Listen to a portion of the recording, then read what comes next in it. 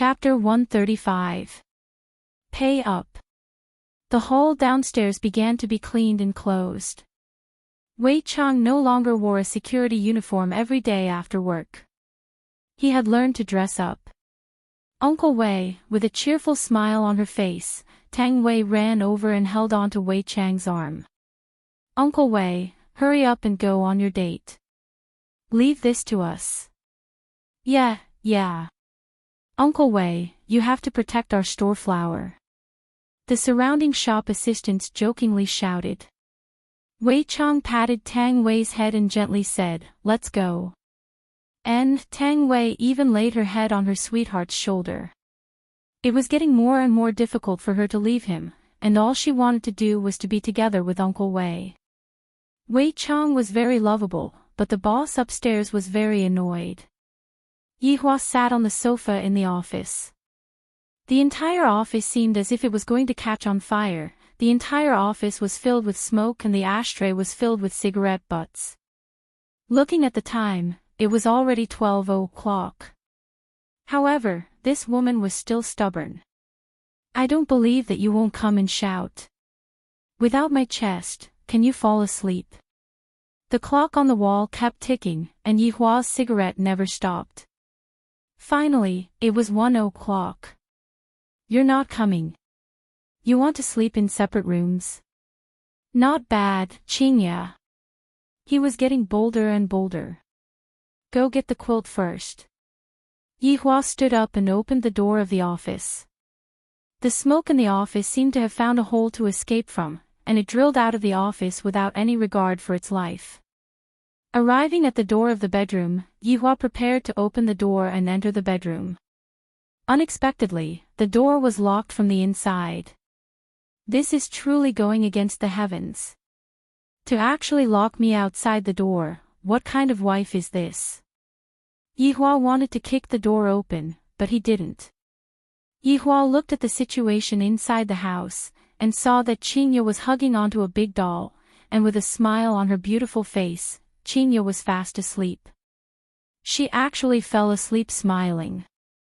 As for me, I actually have insomnia. If I don't sleep, don't even think about sleeping. Yihua knocked on the door, then returned to the office. Qinya, who was in a dream, wrinkled her eyebrows. Getting up from the bed, she opened the door, but who knew that there was no one outside the door? To think that you are a cultivator, these are all the actions of a child. Humph. Qinya closed the door and continued to sleep. If you have the ability, then go ahead and sleep in the office. Yihua, who was in the office, snorted. There will be a day when you will beg me to go to bed with you. At that time, just watch how I will deal with you. What an arrogant woman. Yihua decided not to sleep tonight. I'm going to do something big tomorrow morning. Yihua turned on the television and continued watching Calabash Brothers Saving Grandpa. The happy scene wasn't good at all, and Big Wolf was too cowardly. If it was Big Wolf himself, he would have slapped Big Wolf twice to show his true colors as a man. Since he had decided to pull an all-nighter, Yihua prepared spicy gluten, spicy bean skin, iced Sprite, cigarettes, wine, instant noodles, and so on. Awesome! Time passed by slowly, and the sky began to turn bright. Hearing the sound of the door opening, Yihua's spirit immediately returned to him and he switched the television off. My sister-in-law is a lazy bug. Sometimes she wouldn't wake up before noon. The one who woke up so early must be Qinya. Hearing the sound of Qinya coming down the stairs, Yihua stood beside the window and looked at the alley. As expected, Qinya went to buy breakfast in the morning. Yihua's gaze flickered with a cold light. He went to his own bedroom and looked at his substitute. He was furious. He grabbed the big doll on the bed and tore it apart before tossing it above his head. Sunfall Heavenly Flame. Kuenli Hellfire. Sky Ghost Flame. Blazing Sun burns the heavens. Buddha Fire Illumination.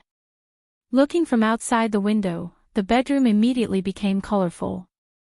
Yihua let out a heavy breath and muttered, "This is the result of replacing the original." After finished speaking, Yihua opened the door and left. The doll from just now had already been burnt to ashes by all kinds of flames. "Doll, what fucking crime did I commit for you to do this to me?" After returning back to the office, Yihua stood beside the window and observed Xinya's movements. 10 minutes later, Xinya could be seen to have returned with breakfast. Yihua extinguished the cigarette butt and waited for Xinya to go upstairs. Hearing those familiar footsteps, Yihua's brows wrinkled deeply. Unexpectedly, the footsteps stopped at the door. Unable to care about anything else, Yihua's body instantly disappeared and appeared on the sofa. The blanket that he was wearing fell onto the floor, and at this moment, the door was opened. Upon opening the door, Xinya wrinkled her brows.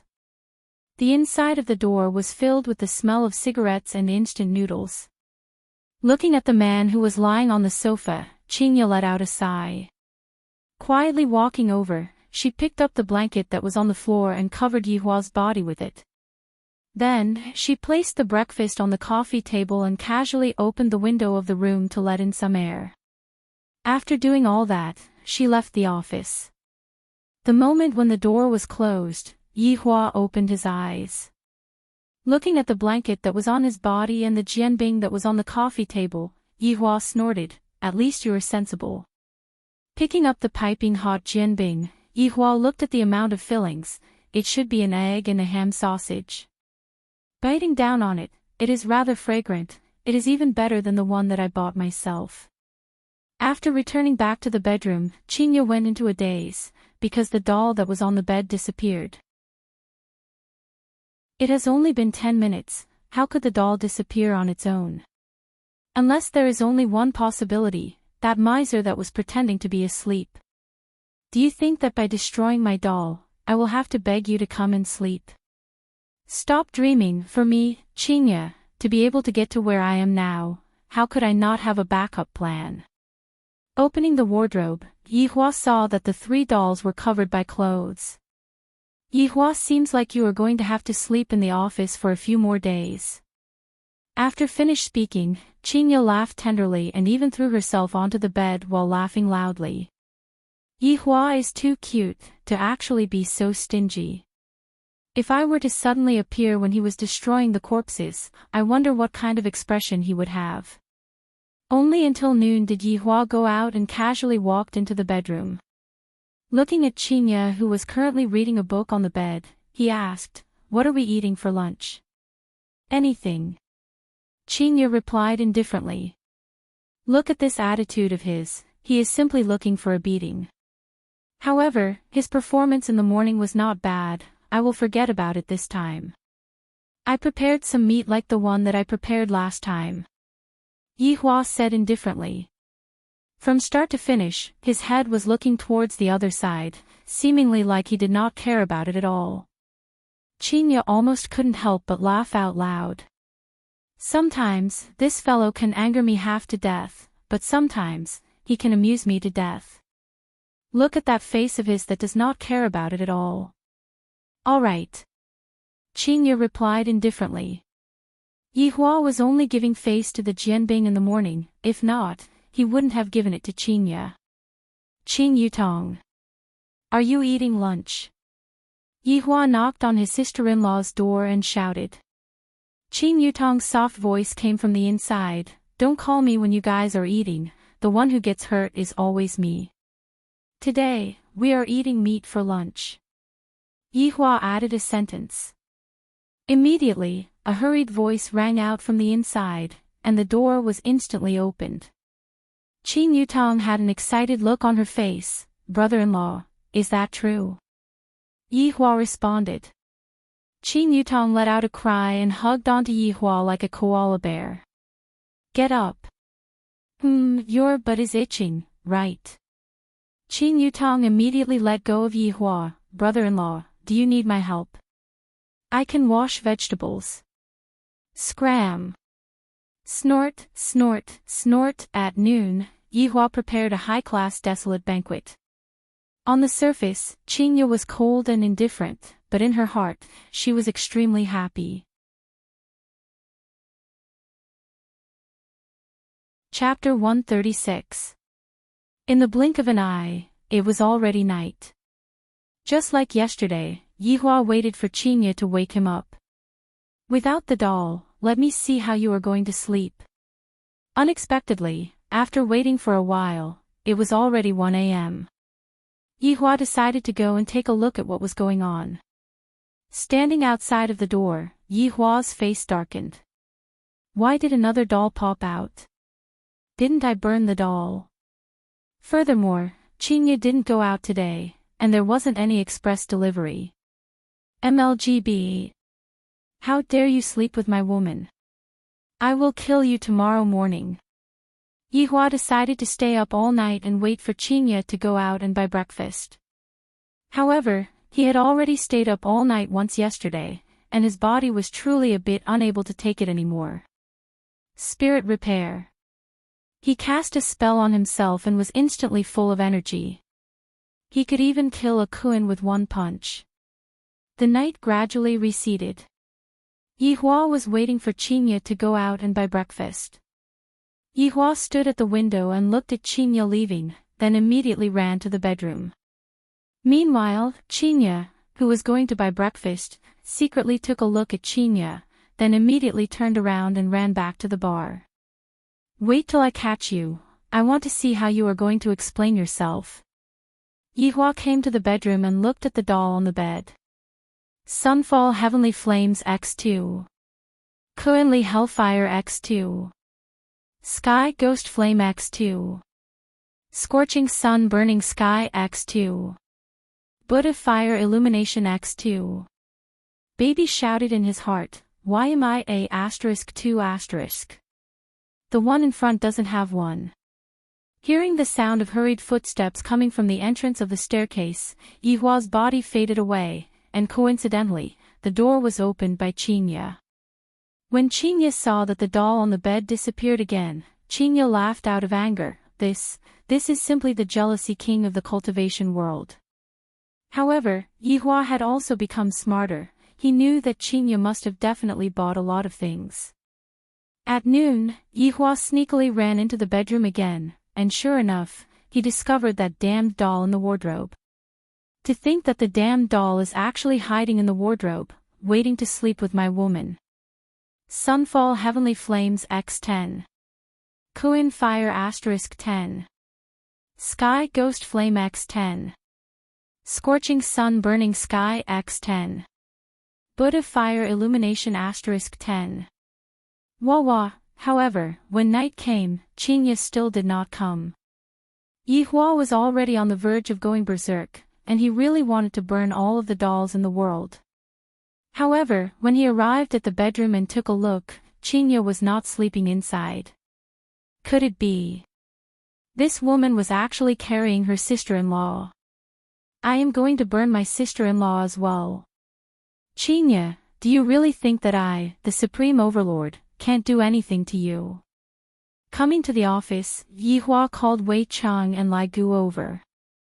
Your Honor. Your Honor. Yihua sat on the sofa, lit up a cigarette and said faintly, let's go out together the day after tomorrow. Wei Chang and Lai Gu's eyes lit up, and soon after, they said at the same time, we will solemnly obey your Honor's command. You two go make the arrangements. Wei Chang knew that this mission would definitely fall on him, and said softly, Master, where are we going? I can book a hotel. Who told you I'm going to stay in a hotel? Camping. That kind of tent.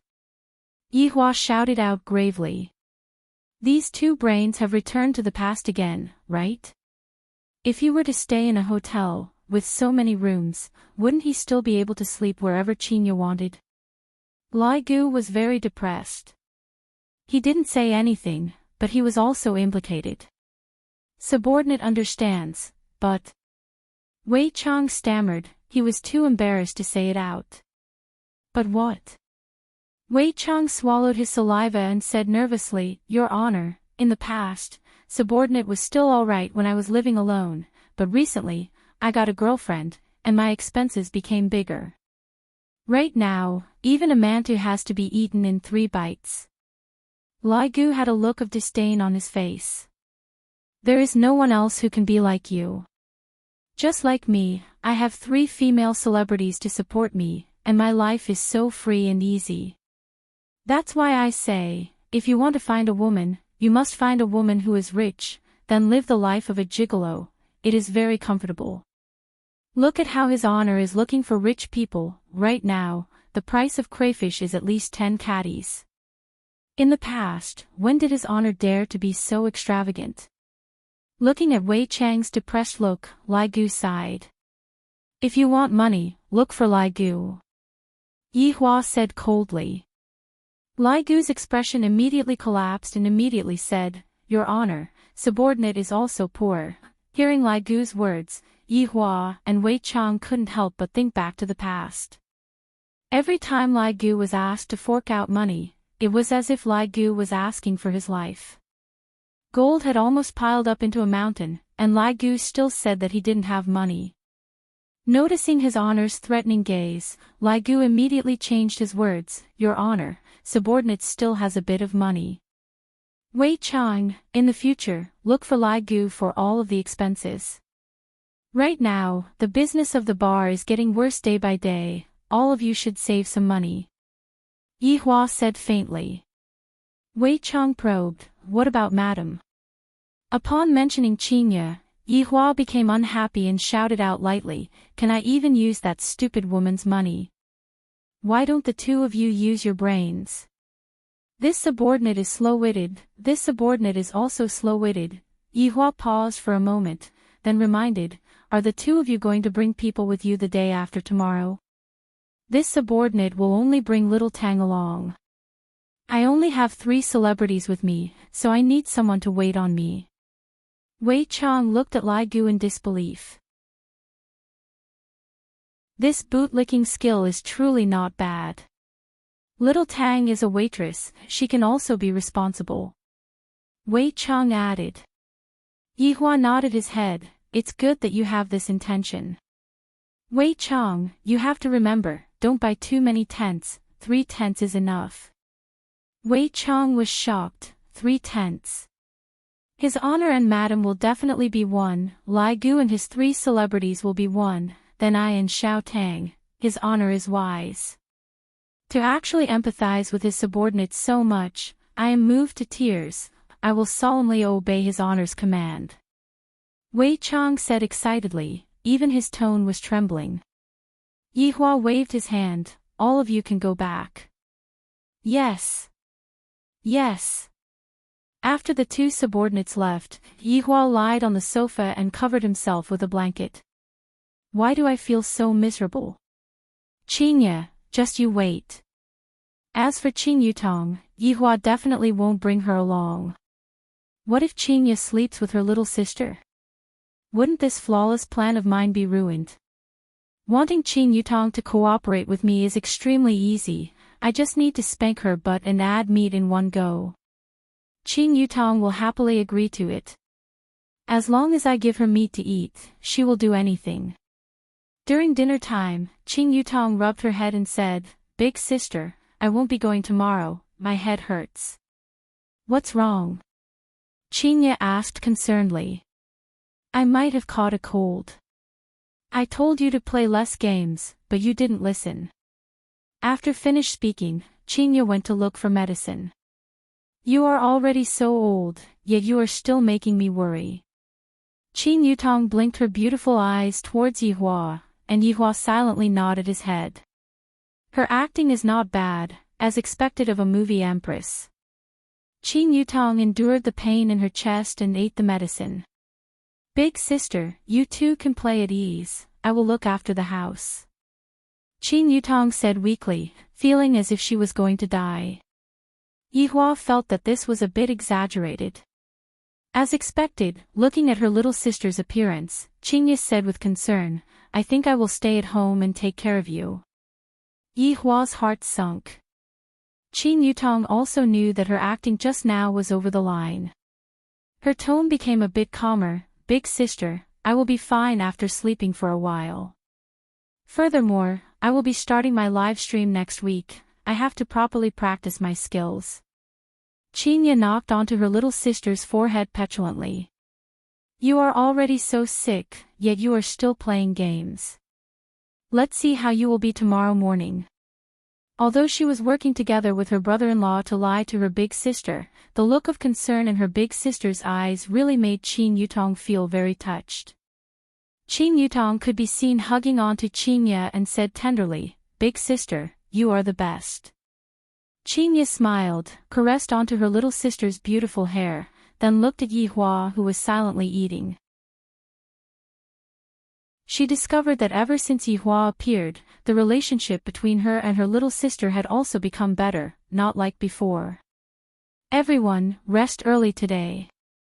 Yi Hua said faintly, then walked back to the office. Chinya snorted coldly. Qin Yutong let out a breath. These two obviously wanted to die, but they just couldn't put down their face. Why bother? Yi Hua, who was lying on the sofa, was in a very good mood, as if he could already see Chinya's expression of surrendering and then begging for forgiveness from him. Just thinking about that, Yi Hua laughed out. Dong, dong, dong. Come in. Wei Chang could be seen walking in with a weird expression. What's the matter? Chapter 137. Yi Hua's brows immediately wrinkled. The woman is waiting for me. Her emotions are very unstable. Wei Chang was also confused. Could it be that his honor had gotten into a relationship with her outside? If the madam were to find out about this, it would be troublesome. Yi Hua snorted coldly. It wasn't like this kind of woman had never appeared before. I will deal with her how I dealt with her in the past. Is there a need to tell me about this kind of thing? But this woman is different. Wei Chang said in a low voice. How is it different? Yi Hua asked gravely. Wei Chang said solemnly, Your Honor, you should go and take a look. Yi Hua let out a breath and glared at Wei Chang. You can't even handle such a small matter. Did you become stupid from dating?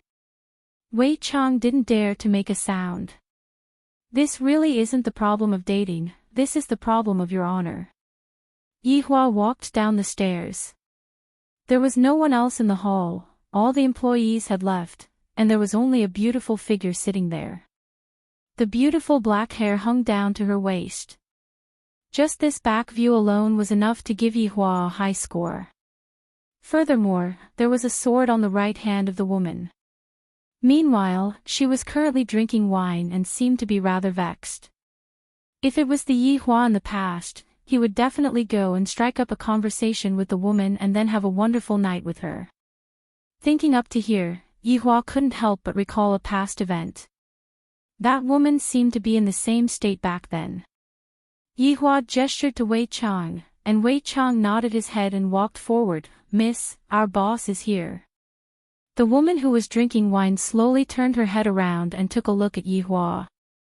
Soon after, she started drinking again, and said, He isn't your boss is a skeleton.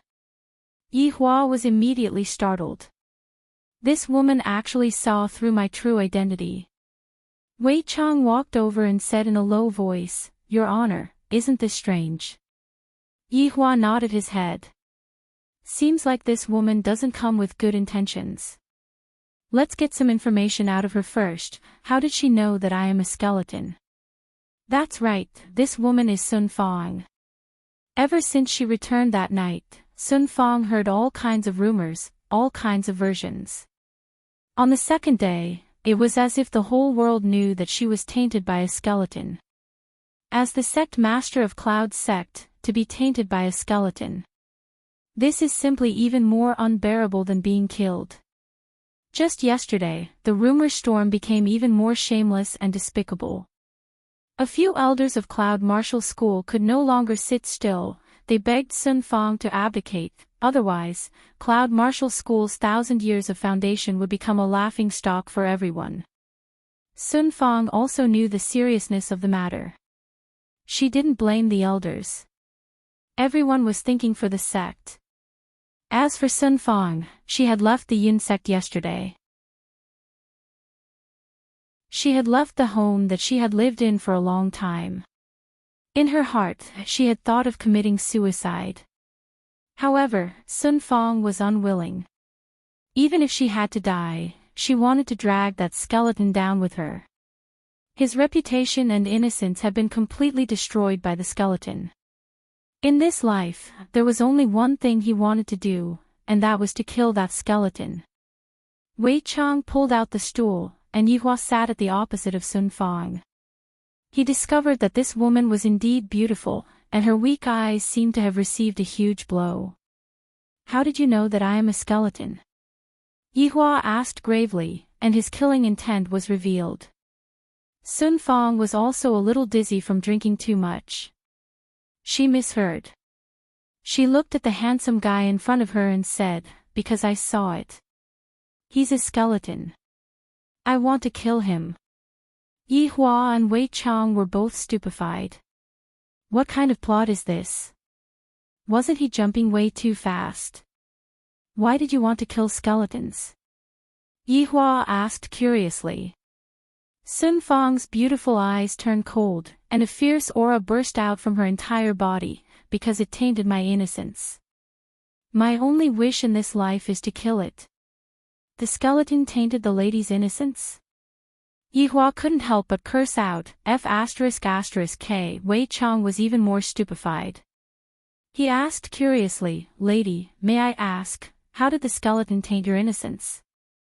Bang! A silver light flashed, and a sharp sword was placed on Wei Chang's neck. "If you dare to say another word, I will take your life." Sun Fang shouted out drunkenly, and the sword that she was holding onto in her hand was completely unsteady. Yihua shook his head towards Wei Chang. Wei Chang naturally understood what his honor meant.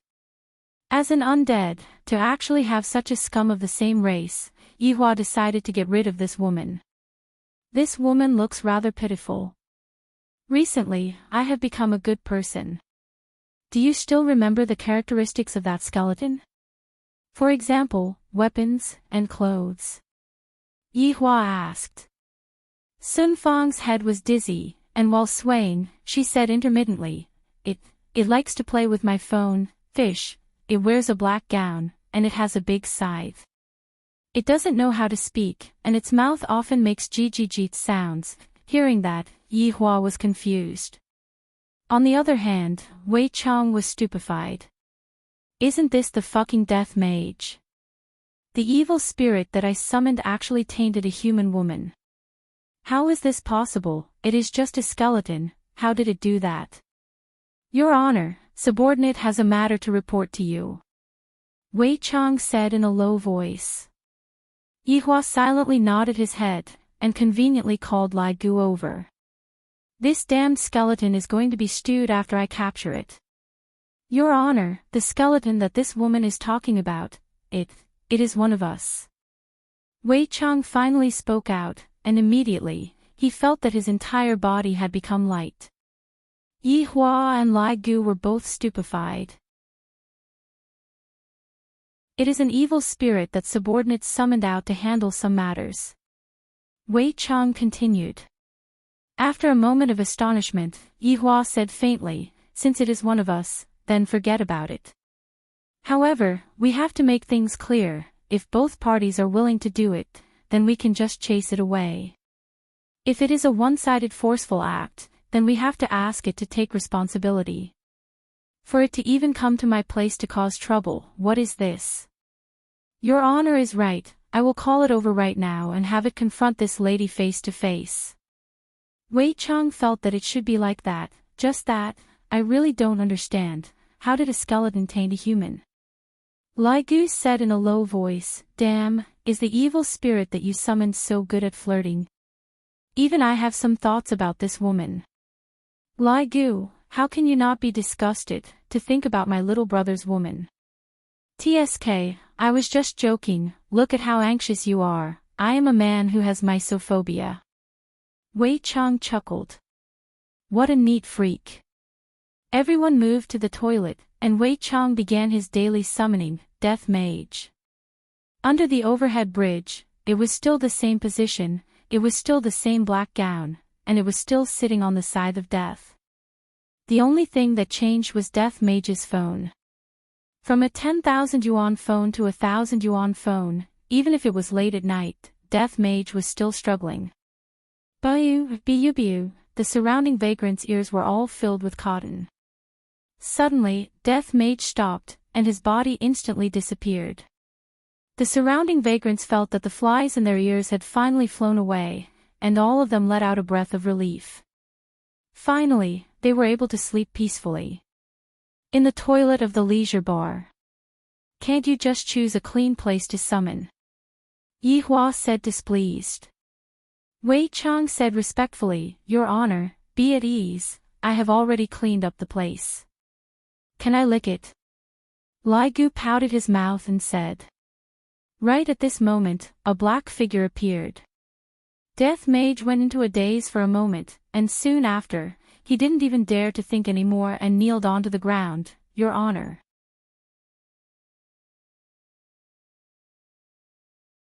Chapter 138. Death Mage stood up while trembling. This is my first time seeing His Honor's face, I am really too lucky. I am too excited. We are both undead, but His Honor is so outstanding, I am left in the dust, left in the dust. Lai Gu grinned, Little skeleton, you are not bad, your luck with women is not bad.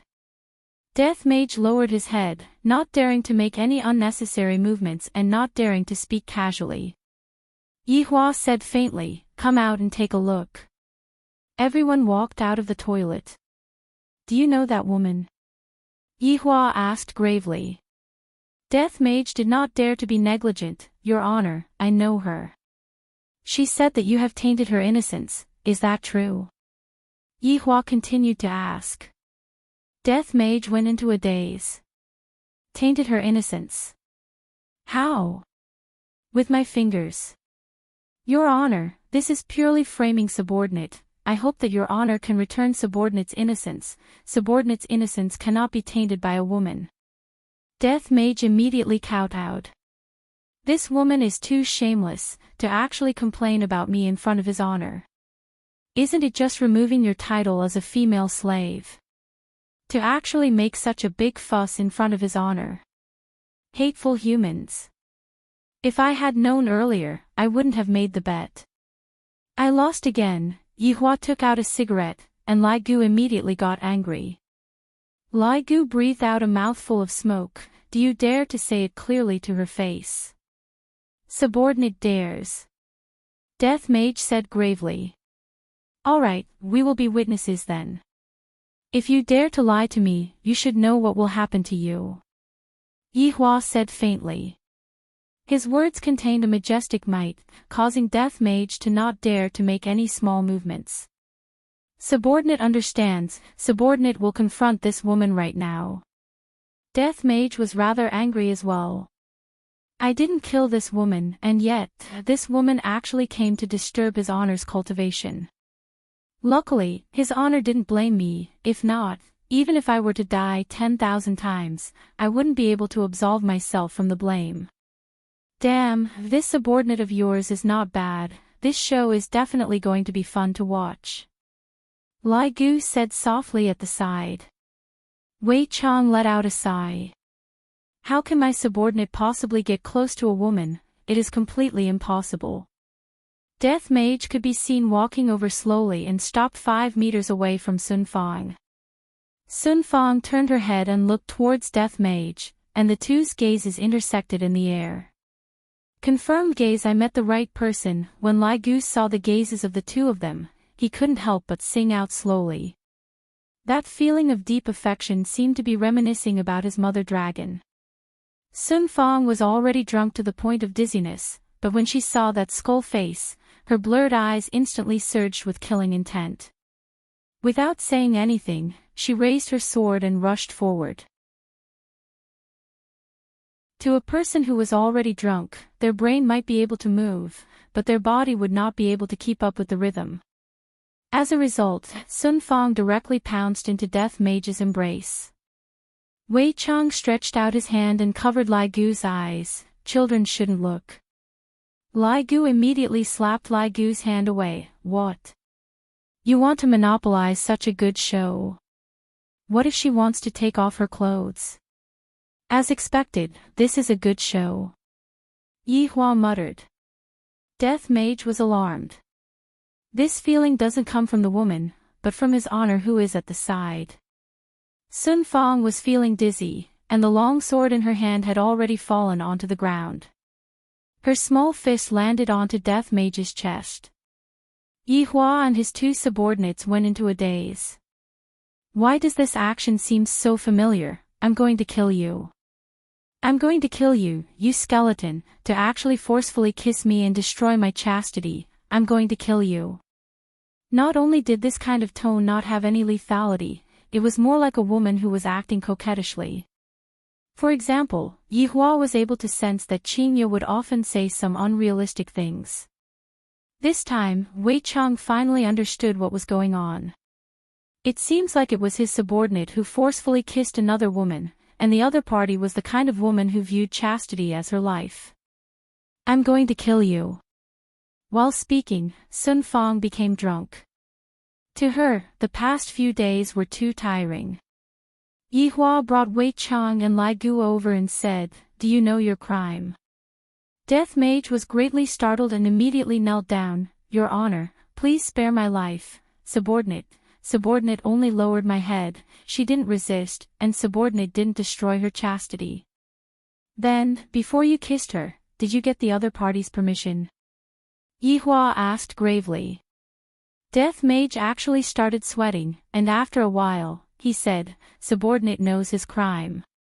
Yi Hua snorted, and Wei Chang and Lai Gu immediately stood there obediently. I have already told you two before. We are here to cultivate our humanity, and we have to look at things from a human's point of view. How could you go and forcefully kiss someone without getting the other party's permission?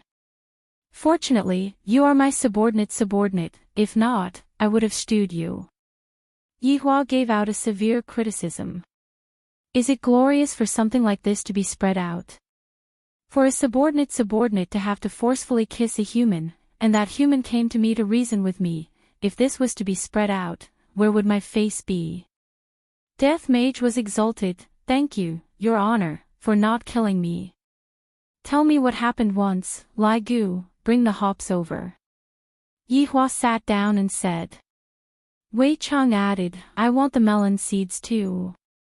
Death Mage stood up and wanted to throw the woman who was in his embrace out, but in the end, he was stopped by his honor's gaze. Yi Hua said faintly, as an undead, you have to dare to take responsibility for what you have done. Since you have destroyed the other party's chastity, and the other party also came to me to reason with me, I will not be biased towards anyone. From today onwards, you will have to take good care of this woman. Your honor. Death Mage really wanted to cry. Why did I end up in such a situation? I can't even protect myself, and I still have to bring a woman along. Are you thinking of disobeying my orders? I don't dare. Lai Gu brought over the hops and melon seeds, and Yi Hua said faintly, tell me what happened once. In the following half an hour, Death Mage began his performance. Especially when it came to the climax, he was simply unable to control himself. Your honor, this woman is too shameless, she coveted subordinate's appearance, and in front of everyone's eyes, she even said that subordinate secretly kissed her. And now, because of this, she even came to your honor and disturbed your honor's sleep time. Subordinate blushed with shame. I hope that your honor can retract your orders, this kind of woman is truly not to be trifled with. After finished speaking, Death Mage lowered his head. Just now, I had already fought for my final chance. If I am still unable to get rid of this woman, then I will just accept my fate. Yi Hua did not say anything, and was currently thinking about another problem. This woman's background is not small, she is actually the sect master of Cloud's sect. I reckon that I will be able to use her in some way in the future.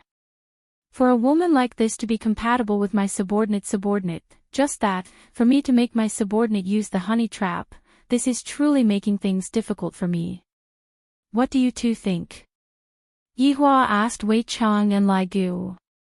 The two's hearts sunk. It's time for the exam again, I forgot to draw circles in the past. After a long while, Wei Chang said solemnly, Your Honor, subordinate feels that it is better to destroy a temple than to destroy a marriage.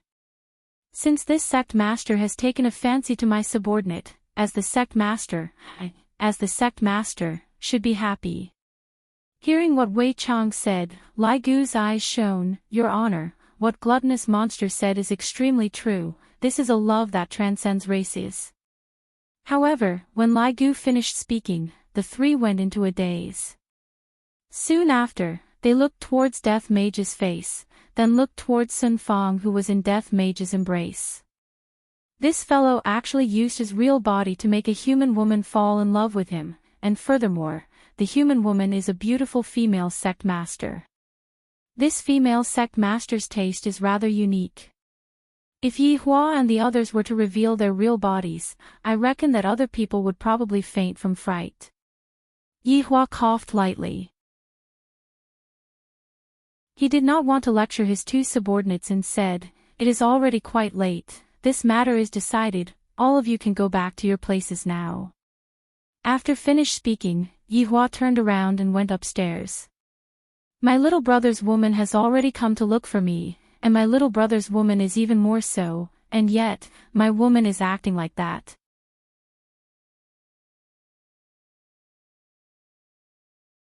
Chapter 139.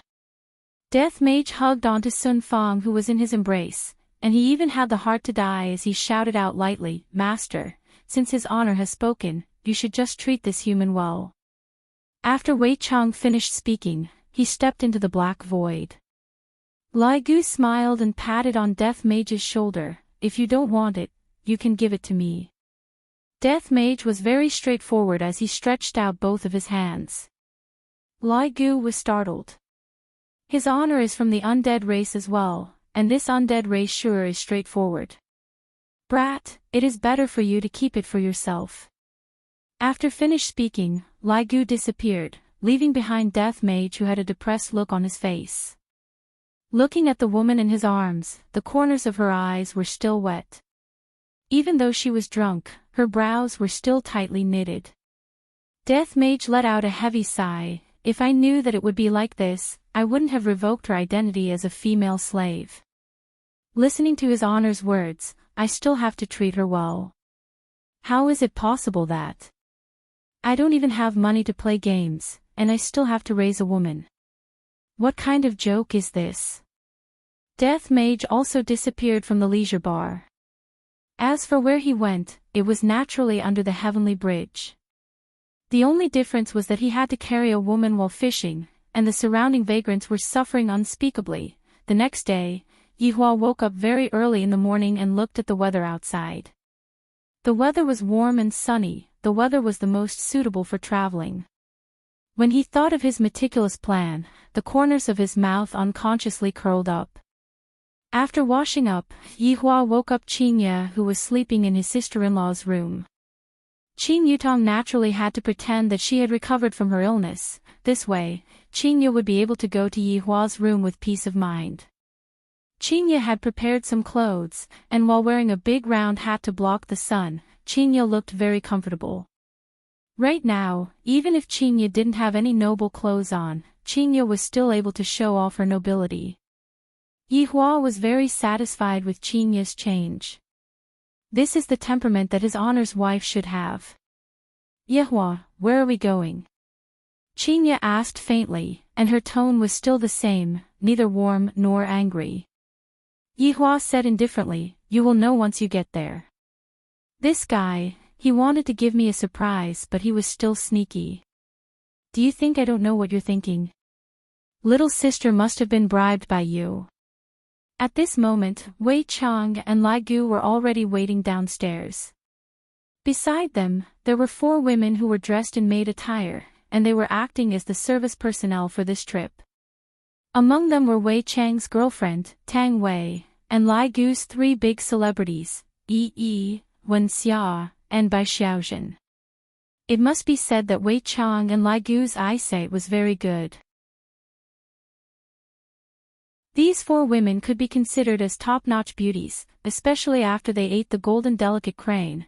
Their appearance became even more beautiful. Looking at his subordinates' women, Yihua couldn't help but nod his head. I will be able to bring them out. As for whether or not they will be able to gain face, that will have to depend on how well they teach them. When Qingye saw these four women, she was a bit stupefied. Why are all of them wearing maid attire? All kinds of black silk, all kinds of lace, all kinds of visual allure. Although their expressions were filled with respect, Qingye still felt that it was strange. Even Xiao Tang is among them, and why do those three women look so familiar to me? Boss, lady boss. The people below shouted in unison. Yihua gladly accepted it, and although Qingye was stupefied, she still accepted it.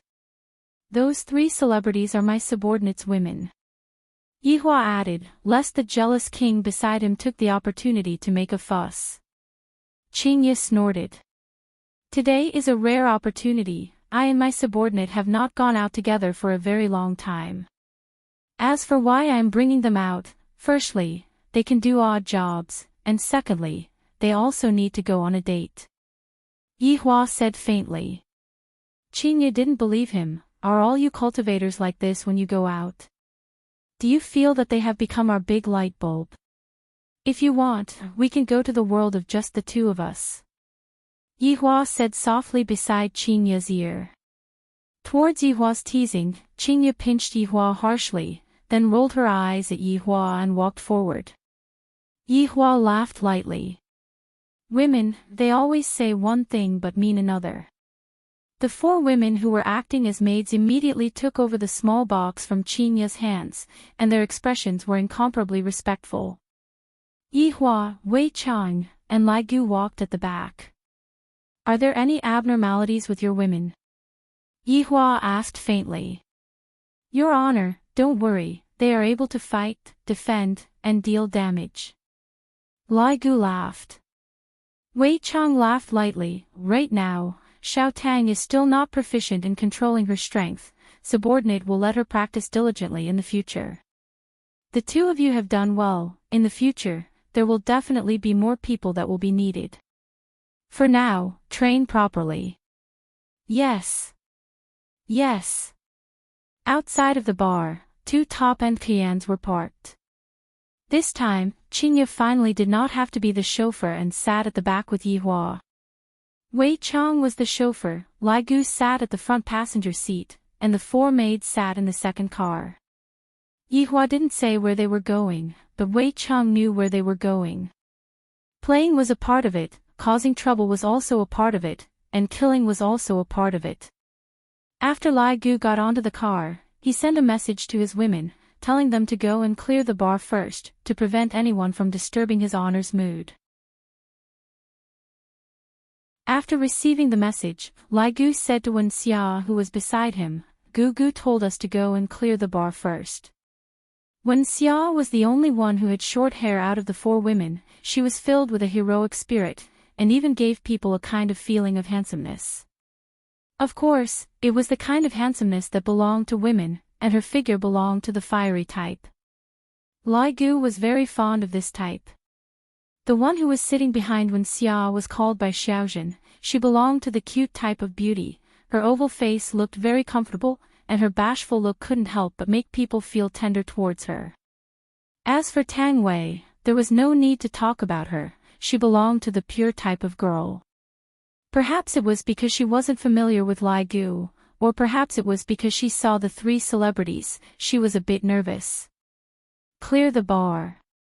A trace of an evil smile appeared on the corner of Wen Xia's mouth as she stepped on the accelerator, and like an arrow that left the bow, the top-end Qian shot out. Tang Wei immediately grabbed onto the handle of the car.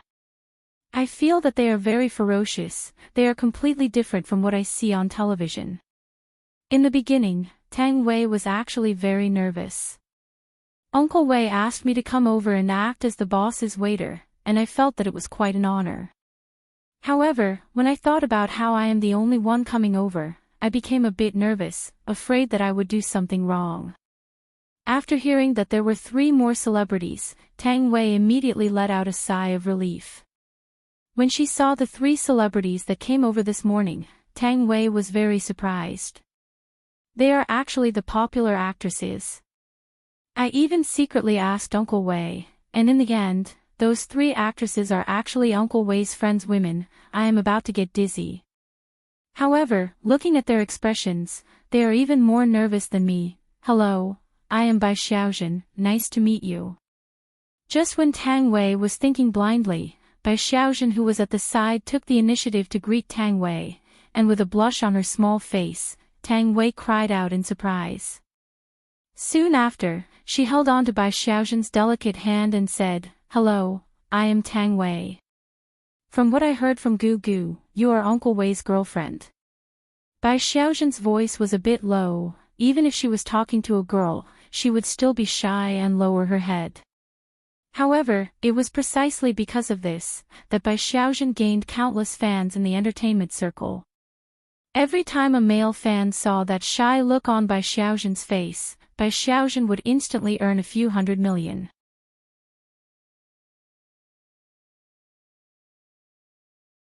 Chapter 140.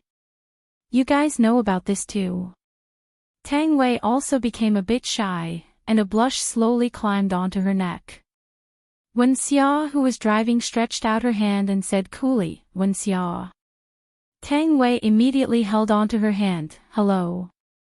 She turned her head and smiled sweetly. "Hello Tang Wei, my name is Iran." "Hello." Tang Wei was a bit overwhelmed by the favor, so they are actually very amiable and approachable. "You are thinking too much, isn't it all because of your Wei Chang's woman?" Wen Xia still smiled gently. "Xiao Tang, we are friends in the future, we need to walk around more often." What big sister Iran said is right. Tang Wei was the youngest among the 4, so it was normal for her to address the other 3 as big sister.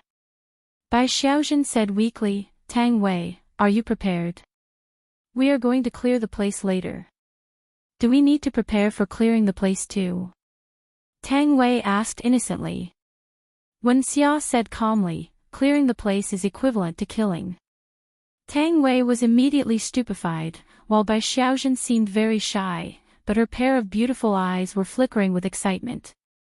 Don't think that only Yi Hua was instilling crooked logic into Qingya. Lai Gu was the same as well, and his brainwashing was very successful. However, this time, it was a rare opportunity for him to pull all of the women out to train and see the effect. In actuality, Wei Chang also had the same intention. Tang Wei's temperament was still too kind, and this was not a good thing. Coming out today was to let her train her courage. Yihua's car drove at a moderate speed, and when Qingya saw the car behind them speeding away, she asked curiously, "It is very dangerous for them to drive so fast." Lai Gu smiled, "Madam, don't worry, they know what they are doing." "What are they in a hurry to do? Isn't it good for them to go together with us?" Qingya asked. "Madam, they are going over first to prepare." Lai Gu explained carefully. His mood was pretty good. Yihua said faintly, "Why would there be so many questions?" Qingya snorted, "Can't I just ask out of curiosity?" He really acts like a big boss no matter where he goes. I feel that my mental state is also developing towards this direction. Very quickly, they got on the highway. Qingya was very curious where Yihua was going to bring her to play, and as she thought about it, she got a bit sleepy and gradually fell asleep. Yihua took a look at Qingya. Only a sleeping Qingya is capable of making one feel tender affection for her. Seeing that Qingya was slowly falling to one side and was about to touch the door frame, Yihua stretched out his hand and held onto Qingya's forehead, then lightly hugged onto Qingya's shoulder and let Qingya use his shoulder as a pillow. Qingya, who was asleep, pursed her lips and hugged onto Yihua's arm. "Because if I don't hug onto something, I will feel that something is missing." "Drive it steadily," Yihua said faintly. Wei Chang, who was driving, nodded and controlled the speed at 100. Damn it, it's been a few days, and I can finally hug this stupid woman. Today is really a good day. 2 hours later, they got off the highway, entered the village road, and then turned into the mountain road. They drove through the forest for half an hour. If there were people, they would sometimes see flying cars. Not long later, they finally arrived at their destination. At this place, there was a waterfall that wasn't big nor small, and the water droplets that splashed out from the waterfall were as fine as dust and smoke. As the water droplets floated in the air, they formed a mist that covered the forest with a layer of thin veil. At first glance, an extremely beautiful rainbow could even be seen. The water quality of the water here was not something that the water quality in the city could compare to. If one were to look carefully, one would even be able to see fishes swimming at the bottom of the water. Presumably, the meat of the fishes would be delicious and delicious. Maids could be seen to have arrived at the scene a long time ago, and all of the facilities were already prepared. Tents, chairs, dining tables, cooking utensils, food, etc. were currently standing in a row to welcome them. However, just an hour ago, the scene here wasn't this peaceful. 1 hour ago, Big Sister Xia, are we lost? Tang Wei, who was sitting at the back, asked curiously. She opened up her phone and took a look at it, then said, "We aren't." Gugu had already come over to take a look. "We have arrived," Wen Xia said coldly as she stepped on the accelerator. Tang Wei took a look and immediately cried out in surprise, "Big Sister Xia! There is a waterfall in front of us, quickly! Quickly stop the car!" Amidst Tang Wei's screams, the Cayenne flew out from the top of the waterfall. Other than Tang Wei, the other 3 women felt that it was very exciting. Bang! The entire car unreasonably landed at the bottom of the waterfall, and Tang Wei had yet to come back to her senses.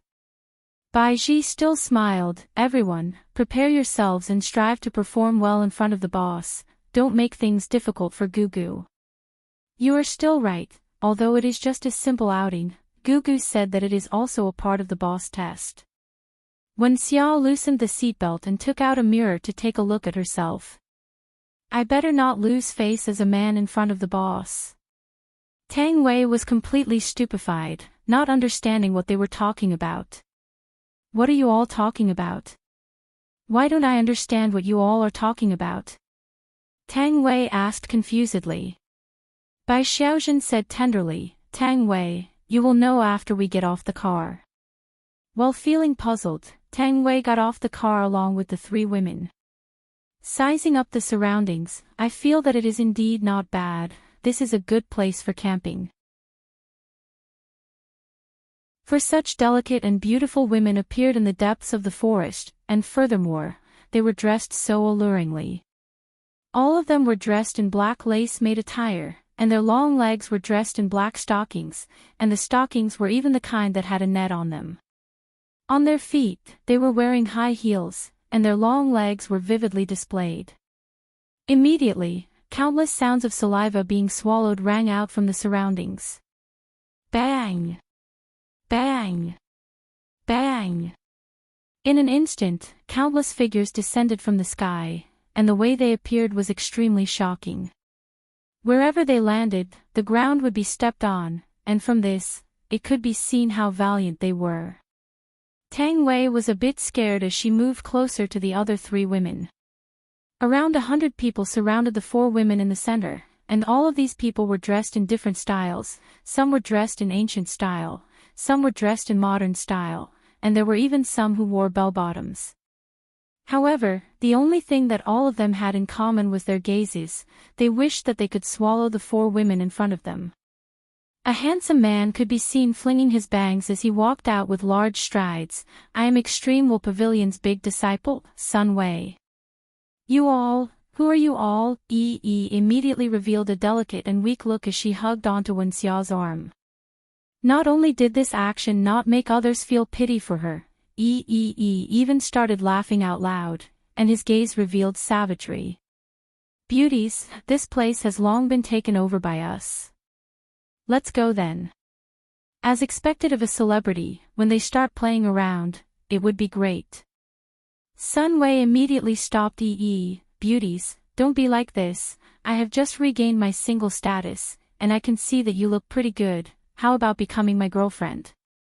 After saying that, he stretched out his hand, wanting to touch Ran's pretty face.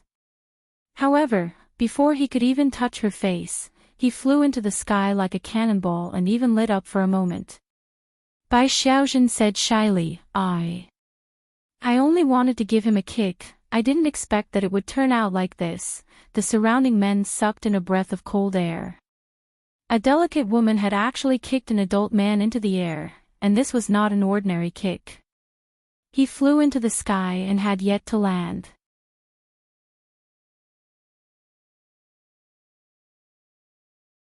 Chapter 141. She still maintained her weak expression and said indifferently, each of you take one direction, the boss is coming soon, hurry up. When Xia and Bai Xiaozhen nodded, Tang Wei was still panicking. When she appeared again, her slender legs were on top of a man's forehead, the high heels on her feet had pierced through the man's skull, blood flowed out from the heels. The man's eyes were filled with shock, but he could not help but look down. He immediately felt that he died with grievance, she was actually wearing safety pants. Screams suddenly sounded, the small valley was filled with wails, the clear water turned bright red. Tang Wei looked at the man in front of her with a sinister expression, she continuously retreated until she leaned against the car door. Die! The man raised his butcher knife, as if he had already seen the beauty being cut into two. Tang Wei was very nervous, but she also knew to resist, she grabbed the man's arm and flung it. Maybe because she used too much strength, she did not throw the man out, but her arm was forcibly torn off. Looking at the arm that was spurting blood, a black mist flashed past Tang Wei's beautiful eyes, the gentleness on her face gradually faded, and was replaced with a fierce look. Kill! This was a completely one-sided situation, there was no possibility of turning the tables, not even letting anyone escape, the method was so cruel that even the heavens had to cover it up, unable to bear to look at it. In a few minutes, there was only one person left out of the few hundred people, and that person did not move at all, he was just a lackey that had just entered the sect, often boasting that he had a strong backing, bullying people in all kinds of ways, knowing that this time they were going to cause trouble, he became even more terrible. In the end, before the matter even started, it came to them, when had they ever seen this kind of scene, they had only seen it on the television. Quickly come here, there is an honest person here, quickly come and bully him. Bai Xiaozhen waved her pure white willow arms, her whole body was clean, not letting the dirty blood stick to her body. Ran, Wen Xia, and Tang Wei slowly walked over. The man was already scared to the point of peeing, he knelt on the ground with a plop. I will tell you everything, we are from the north, we are guarding here to ambush, I will tell you everything you want to know, please don't kill me. She still walked over slowly, looking down at the man kneeling down, this is not important, killing you is just to let the boss have some peace. Boss. The man slowly raised his head and looked at the woman in front of him. They actually had a boss. They killed so many people just to let the boss have some peace and quiet. Who was their boss? The man suddenly felt an itch on his neck. After the world spun around him, he saw his body kneeling on the ground. Where did my head go? Where did my head go?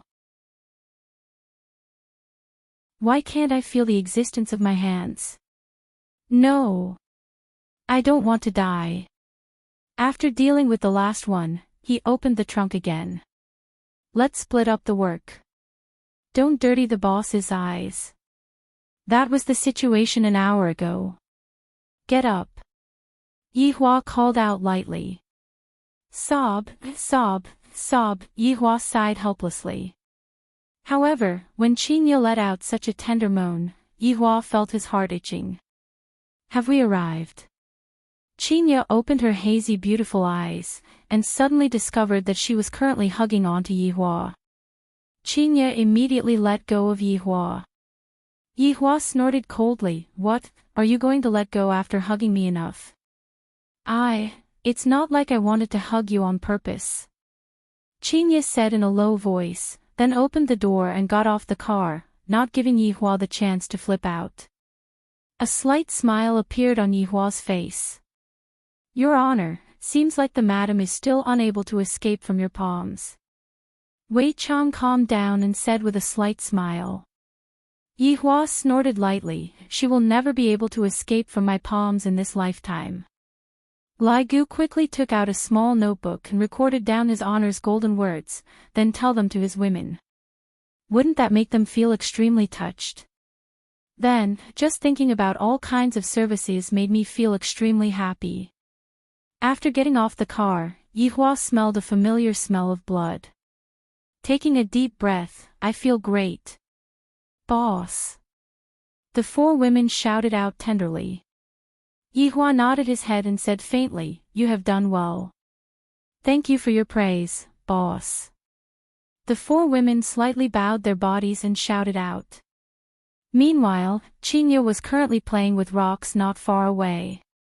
Qinya appeared to be indifferent, but she would observe Yihua from time to time. Seeing Qinya's adorable actions, Yihua walked over.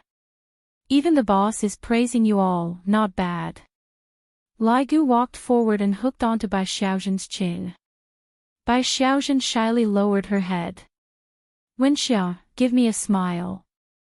Lai Gu stretched out his hand and slapped onto Bai Xiaozhen's head.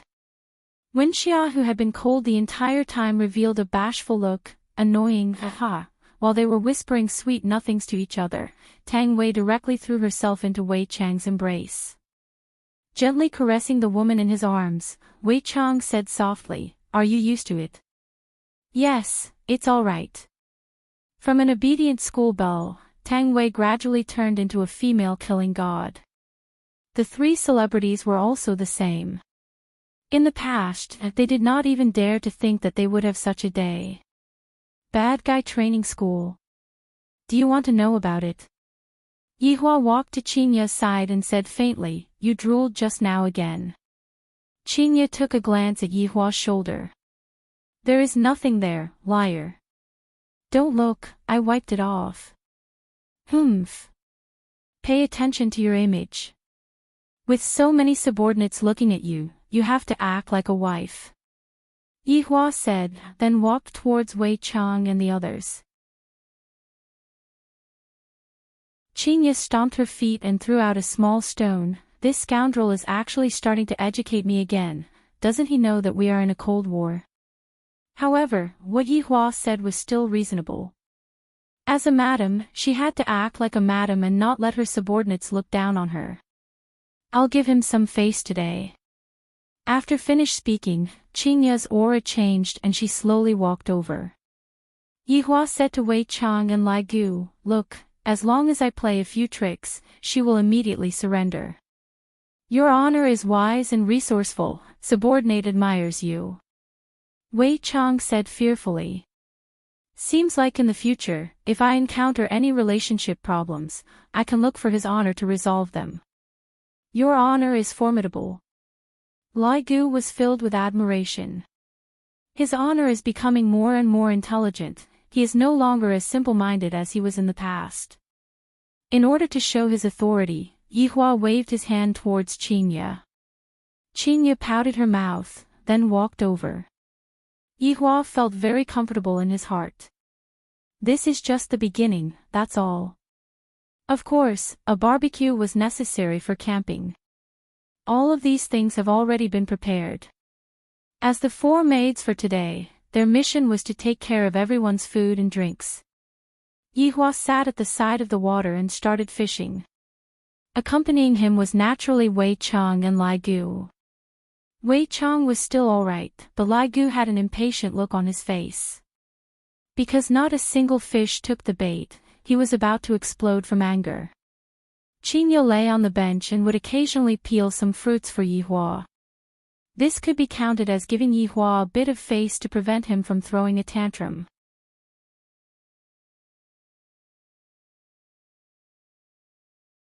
Chapter 142. Lai Gu swung his fishing rod again. Boss, my fish isn't coming up. Is it because the bait has expired? You are the one that has expired. Wei Chang teased. Although Qingye didn't say anything, she was still listening at the side. She felt that sometimes they were like superior and subordinate, and sometimes they were like friends, and Yihua played the leading role in the middle. She felt that this man had a whole body of secrets that he just didn't want to tell her.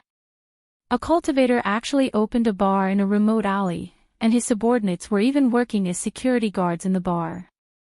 There was even a strange dog at that time, and who knows where it went right now. I reckon that it was stewed by someone. But their actions are too strange. Could it be that Yihua is hiding from some enemy, and that's why he is hiding like this? No matter if it is television or novels, they all say that the weak are prey to the strong in the cultivation world. If Yihua is really hiding from his enemy, what should I do? Why don't I go abroad together, and if it really doesn't work, I can just hide in the mountains. This way, Yihua's enemy won't be able to find him. Qingye instantly planned out countless escape plans in her mind. Her originally good mood was completely gone, and her heart was filled with worry. Looking at the ordinary Yihua, that relaxed look of his, is he faking it for me to see? This scoundrel is really hiding everything from me. Doesn't he know that we are already husband and wife? If there are difficulties, we should face them together. What a male chauvinist. Although I don't have any abilities, at least my brain is enough, and I am also very rich. I definitely have enough funds to escape, and I definitely won't starve. Yihua, who was fishing, completely didn't know what Qingye was thinking in her little head. If he knew, he would definitely smack her head. Am I the kind of person who is hiding from my enemy? If I really want to bring out my enemy, it would be those overlords. It's good to find them, I don't have to look for them myself. Yihua stretched out his hand. Qingye picked up the orange and placed it in Yihua's hand, then snorted and looked at the other side. Looking at Qingye's angry look, Yihua couldn't understand. The speed at which this woman's face changes is faster than flipping a book. Boss, looking at the situation, I'm afraid that it will break out from the ground tonight. Wei Chang placed the fish that he caught into the bucket and said lightly. Yihua nodded his head, he didn't put it in his heart at all. Lai Gu didn't have the mood to fish at all and said softly, Boss, let me go and do something. If your balls are in pain, then go and find your woman. Yihua silently lit up a stick of cigarette. Understood.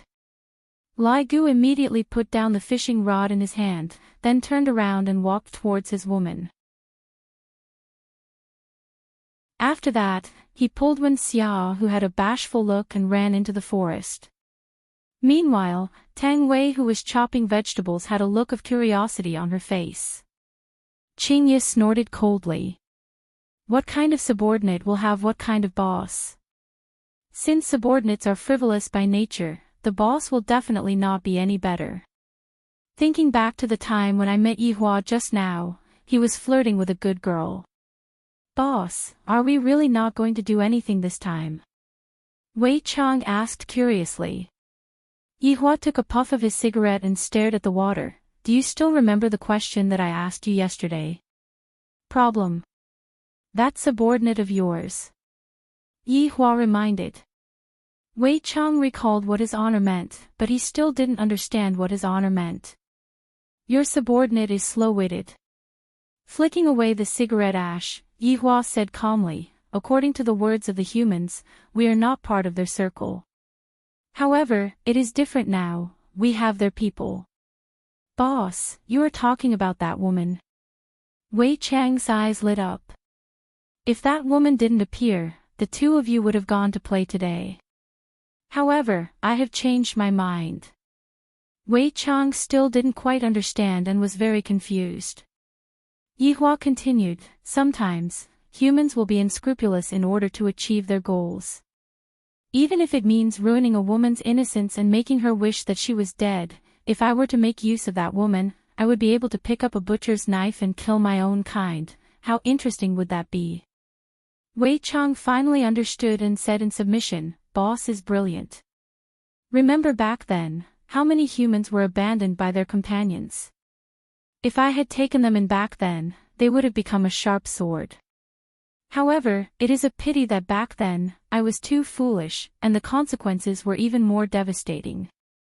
Speaking up to hear, Yi Hua's voice became gloomy. "Your Honor. We are also at fault, don't push all of the responsibility onto yourselves. As your boss, not being able to look at the big picture is a failure." Yi Hua let out a breath. After being a human for 5 years, only then did I understand what is called looking at the big picture. Thinking back to everything that happened in the past, I feel that I am just like a child playing house, very childish. Killing countless people is nothing more than silently killing people. Those Supremes had indeed taught him a lesson. Wei Chang, this world is not that simple. Just treat it as a practice, so that in the future, you will be able to continue conquering the world with me. Subordinate understands.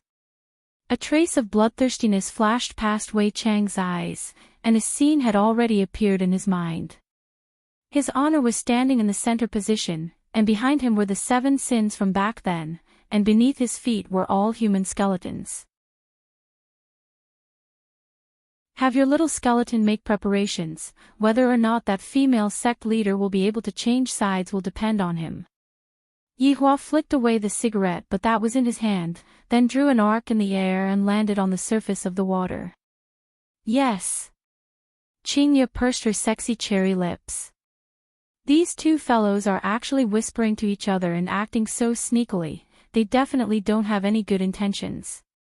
What kind of words can't be said in front of me, this is infuriating. Boss, the meat is already roasted. Tang Wei shouted out. Qingya, go and bring the meat over. Yi Hua shouted out. Not going. Yo, watch how I am going to take care of you tonight. Unexpectedly, Qingya went back into the tent while panting with rage. Yi Hua stood up and decided that there was no need to wait until night time. I am going to go and teach her a lesson right now on how to be a wife. The 3 maids first looked at the lady boss who went back into the tent, then looked at the boss who went back into the tent. Immediately, they thought of something and their faces became slightly red. The relationship between the boss and the lady boss sure is good. Tang Wei secretly took a look at Uncle Wei, and upon discovering that Uncle Wei was also looking at her, Tang Wei immediately lowered her head. There are only 3 tents today, I definitely have to be together with Uncle Wei. Upon thinking about this, Tang Wei's heart started thumping. Seeing Tang Wei's shy look, and the way she dressed up today, Wei Chang's gradually aging heart slowly recovered. However, before that, I still have to complete the task that His Honor had given me. Death Mage. Wei Chang did not summon Death Mage, rather, he was merely sending a message over a long distance. Death Mage. Wei Chang called out once again. Why is there no response? Death Mage. Cough, cough, cough, Master. You woman, don't come over. Master, sorry, please wait a moment. Death Mage's tone was very panicked. Wei Chang let out a breath. After quite a while, Death Mage replied, Master, I have knocked that woman unconscious, no one will disturb our conversation anymore. Who allowed you to knock her unconscious? Wei Chang was puzzled, and soon after, he was greatly startled. Master. His Honor gave you a new task. Wei Chang said gravely. Death Mage's eyes flickered with red light. His Honor finally gave me a task. It is definitely that kind of bloody and violent task. Subordinate will not hesitate to risk my life. Very good. His Honor's task is to make that human woman fall madly in love with you. Wei Chang felt that this was exactly what His Honor meant.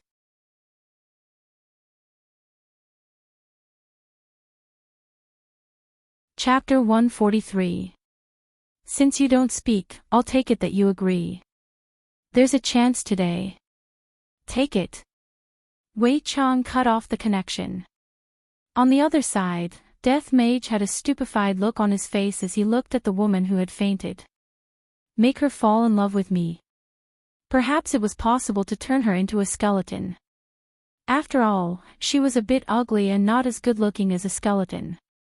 She was also uncomfortable to the touch because she was too fleshy and not hard enough.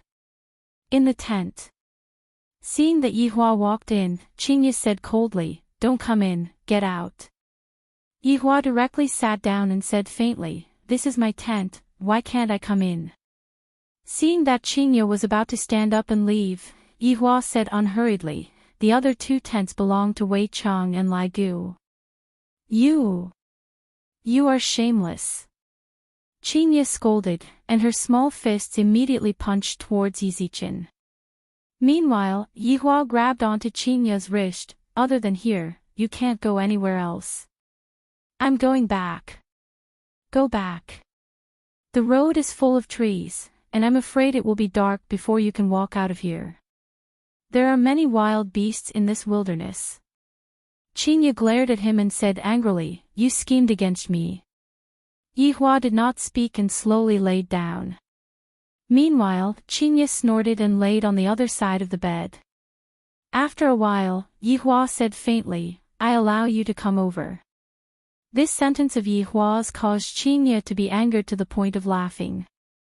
To even allow it, he is simply a narcissist.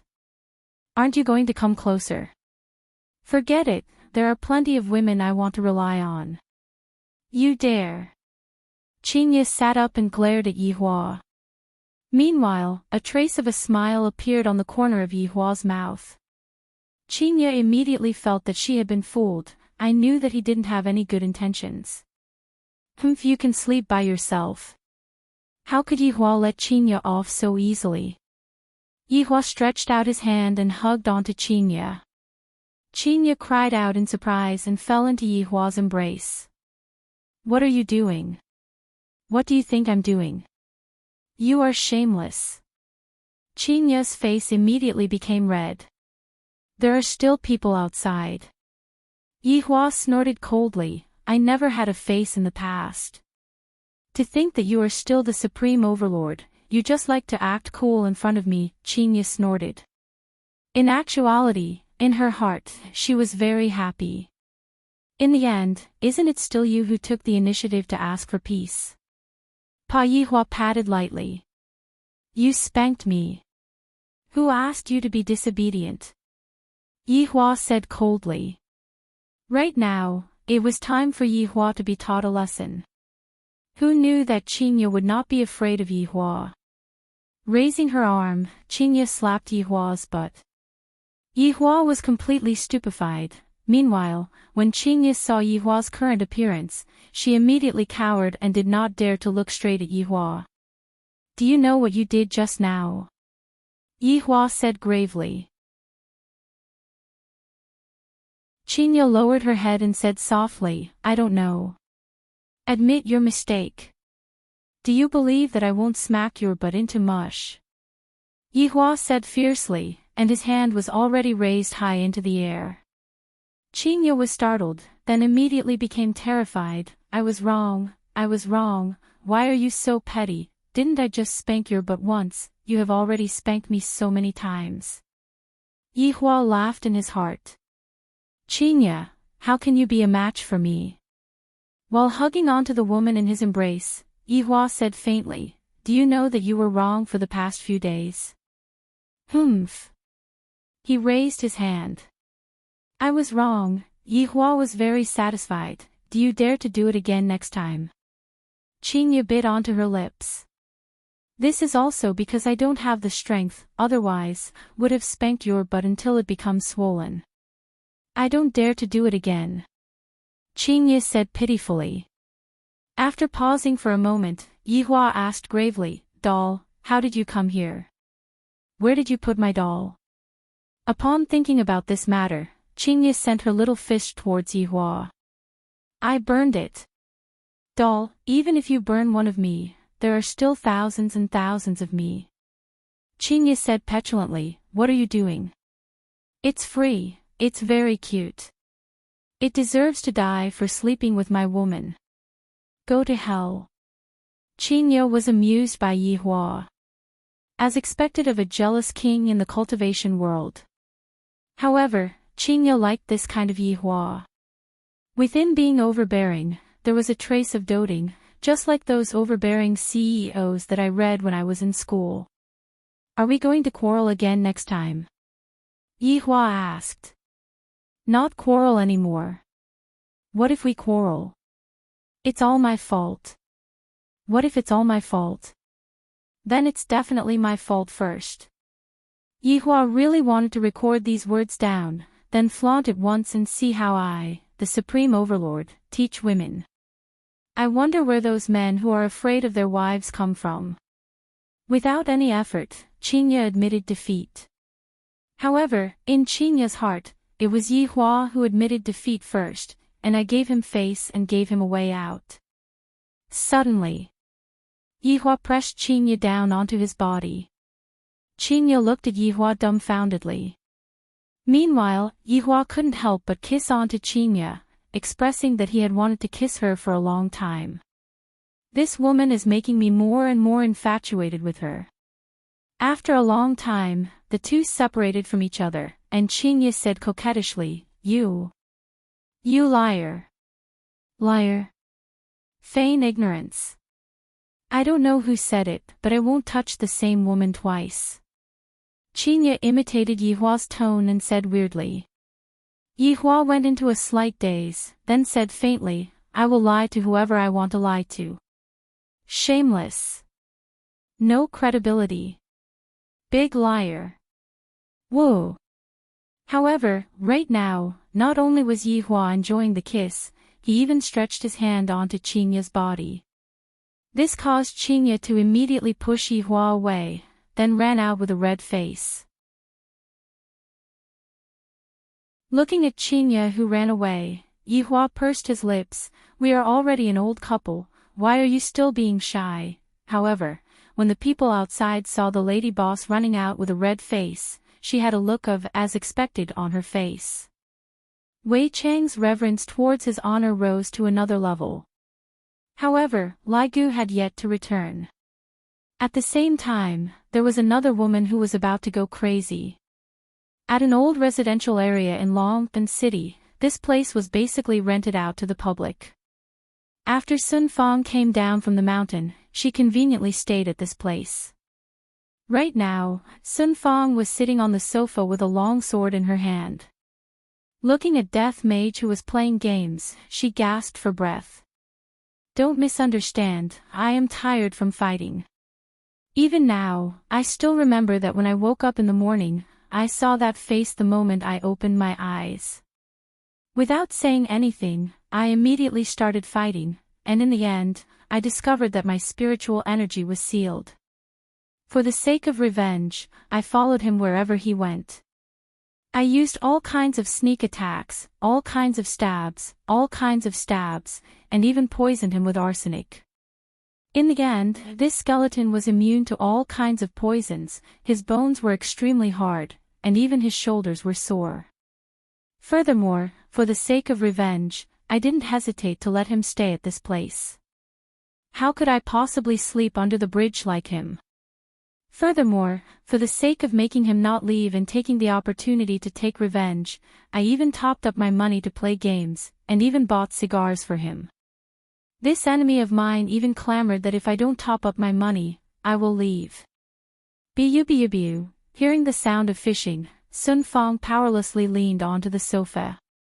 My enemy is right in front of me, yet I am actually powerless to do anything. Just how am I supposed to kill this skeleton? Can I stew it? Waiting online.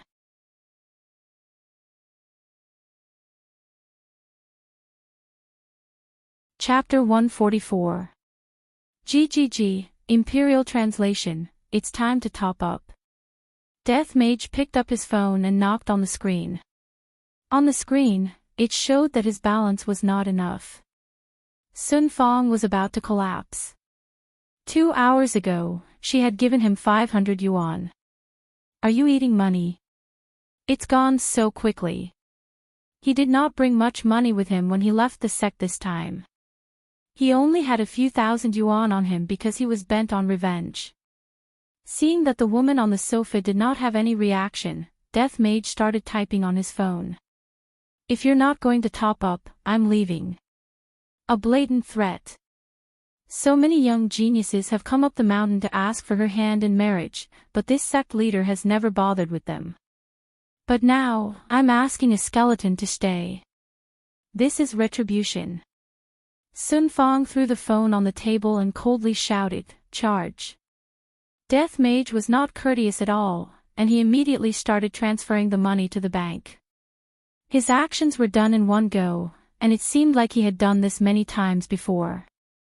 On the other hand, Sun Fong was very angry. Picking up her own sword, she fiercely chopped towards Death Mage's head until the web between her thumb and forefinger started bleeding.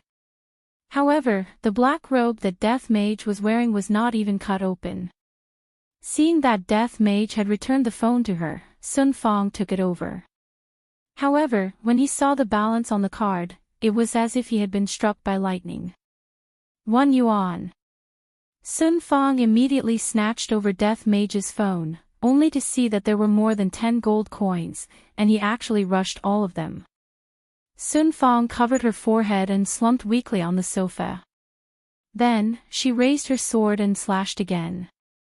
As she slashed, she cursed, "You bastard, I'll chop you to death. How dare you use my money to play games? You don't want to eat, but I still want to eat. I'll hack you to death." Ah! Bu. Sun Fong was speechless. Looking at the cigars on the table, Sun Fong's gaze hardened.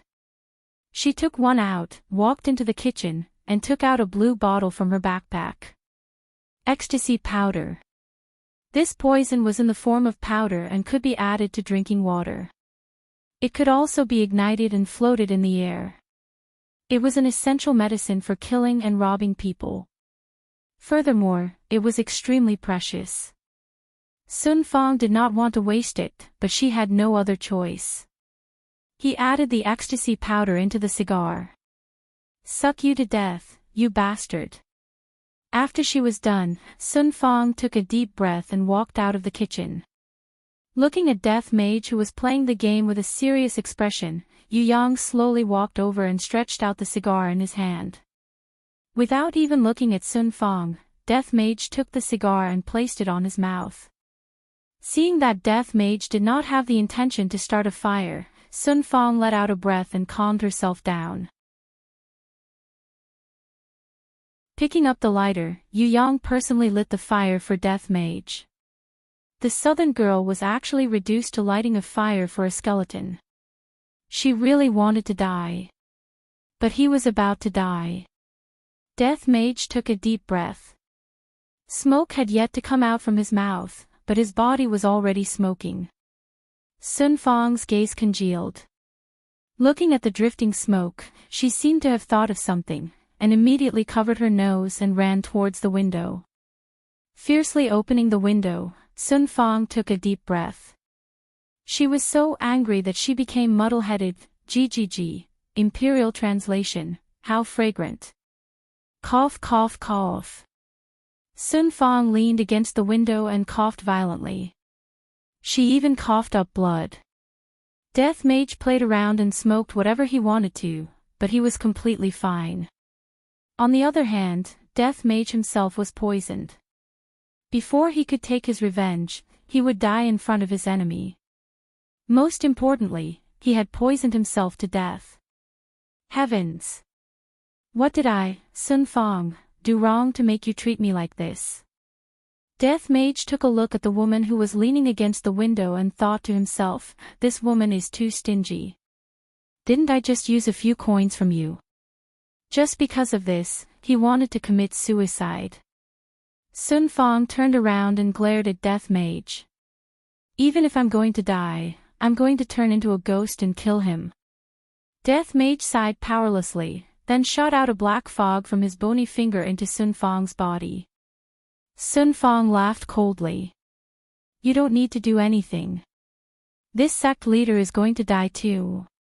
However, I won't let you off in this lifetime. At the moment of death, Sun Fang suddenly felt that her breathing was smooth. Her feet were no longer numb, and her hands were no longer sore. She could climb several floors in one breath. Why?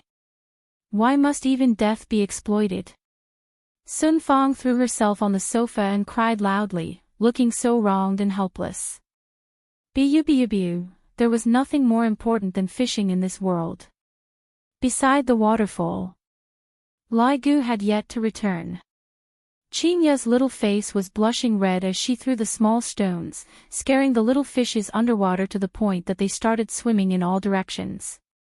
This woman is so terrifying. Sneaking a glance at Yi Hua, she discovered that Yi Hua was also looking at her, and her heart started beating wildly. This scoundrel, everything that he said in the past were all lies, and right now, he actually dares to make a move on me, damn scoundrel.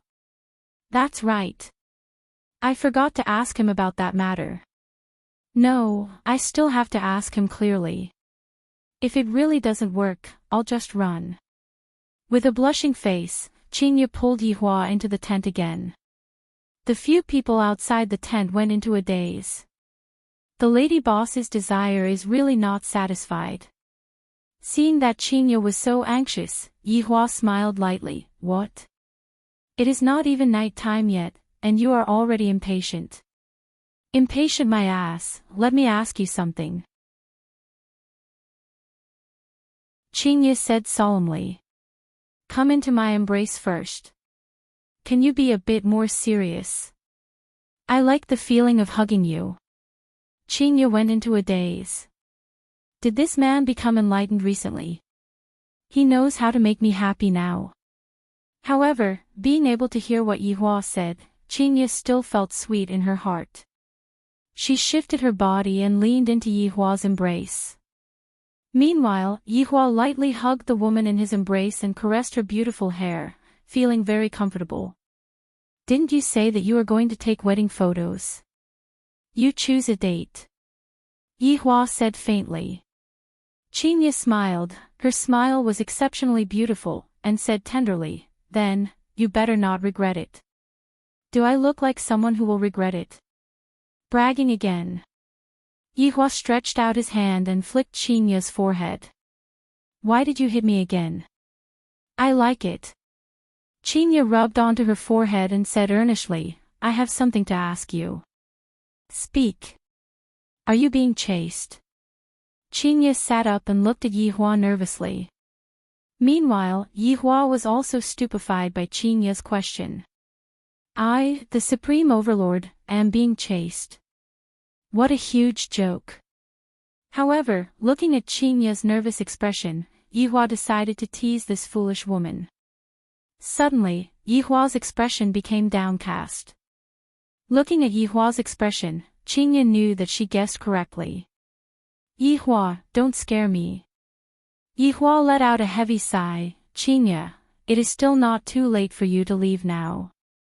Hearing what Yi Hua said, Qingya's beautiful eyes immediately turned red, and she hugged onto Yi Hua's waist. I don't want to. GGG. I, the Supreme Overlord, am able to see through your heart with just a little bit of tricks.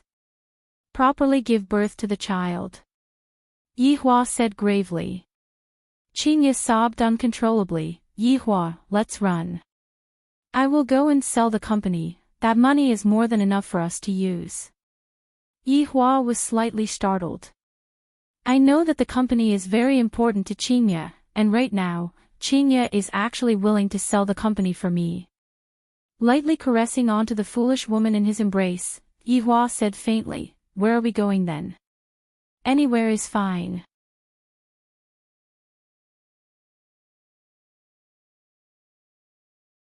Chapter 145. Qingya was anxious, then what should we do? Let's call the police. No, it's completely useless. Looking at Qingya's expression, Yi Hua finally couldn't help but laugh. Qinya went into a daze for a moment, then said fiercely, "Are you playing with me? You are the one who is too stupid. It's already good enough that I don't chase after others. You! I was so worried about you just now, and you still dare to tease me, Yi Hua. I will fight it out with you. Humph, come at me." Immediately, the tent began to shake violently. The people outside were all stupefied. This is too passionate, right? However, Lai Gu still hasn't returned. At this very moment, at a place 10 kilometers away from the waterfall, there was a place surrounded by green trees, birds were chirping, and flowers were fragrant. It was a pretty good utopia, but the precondition was that there was no one around. Although it looked like there was no one around, if one were to carefully sense it, the surroundings were filled with people, and they were just using a special technique to conceal themselves. In the cave at the side, a few big shots were gathered together. Their expressions were stern, and they were discussing something. That's right. They are the people from the north, and they are here to snatch something. Among them, there was an old face, Tang Wushuang. What was worth noting was that beside Tang Wushuang, there was a handsome man who had an imposing appearance, and he faintly gave off the aura of a person in a high position. He was the northern hidden aristocratic family, Yi Shao. Everyone present was very respectful towards him, and they didn't dare to offend him. The other three people were from sects with strength in the north. Supreme Intent Pavilion Master, Ichi Feng Summer Lane Master, Shuzhenhai Phoenix King Pavilion Master, Man Kai. Although these powers weren't the full strength of the north, they were still a sharp sword that pierced the enemy's heart at the crucial moment. Yi Family Head, since you are here this time, I reckon that you will be able to get twice the result with half the effort. Supreme Intent Pavilion Master He Feng said with a smile. This person was rather skinny, and he looked a bit wretched. Yi Shao swept his gaze across everyone and said, "I am here because of Brother Tang's invitation."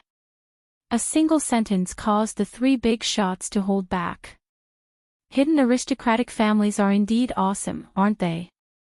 They still want to keep the ancient godly item for themselves, but they are too embarrassed to show themselves. If the other hidden aristocratic families were to find out, they would incur the wrath of the public and be attacked by the public. Big Brother Yi, I am afraid. Tang Wushuang cupped his hands and said with a smile. To be able to invite Yi Shao, it could be said that Tang Wushuang had put in a lot of effort, and the price he had to pay was to rely on Yi clan in the future. However, as long as he could obtain an ancient godly item, who could tell what would happen in the future? Yi Shao patted on Tang Wushuang's shoulder. When the time comes, just leave the opponent's experts to me. As for the ancient godly item, you must definitely get your hands on it. We can't let the southerners take it. Don't worry, Big Brother Yi. I will do my best. The owner of Summer Lane, Shuzhenhai, was a big fatty. His face was oily and shiny, and he looked like a pig. This was the most appropriate description. To be on the safe side, I've also called for backup. Shuzhenhai clapped his hands. Yi Shao saw a black figure walk in from outside the cave, and an oppressive feeling assaulted him. He could not help but frown, and two words appeared in his mind. An expert. This person was wearing a black cloak. That's right. He was the man from the arcade. The Phoenix King Pavilion Master smiled. Everyone sure is cautious. Yi Zhao's expression quickly darkened. Let me introduce. Shu Zhenhai's chin trembled, and his pair of eyes were about to sink into his flesh. The cloaked man snorted, "No need, I am called Emperor Tsang." Such arrogant words. Yi Zhao's eyes narrowed. I hate this kind of man who likes to act cool the most. To think that he would even dare to act cool in front of me, especially when his name has the word Emperor in it. Emperor Tsang's pitch-black eyes immediately looked towards Yi Zhao. Yi Zhao snorted. If you want to play, I will play with you. They looked at each other. Don't look down on this kind of looking at each other. there was a lot to pay attention to. Because when the two of them were releasing their aura, the one who was weaker would definitely move his gaze first. However, 1 minute later, the two of them seemed to be evenly matched. If they were to continue competing, it might cause a commotion, and it wouldn't be good if they were discovered by others. The two of them seemed to have come to an agreement, and they retracted their gaze at the same time. Emperor Tsang didn't expect that these people would be able to invite such external help. The strength of the external help is not bad, but it will disrupt my plans.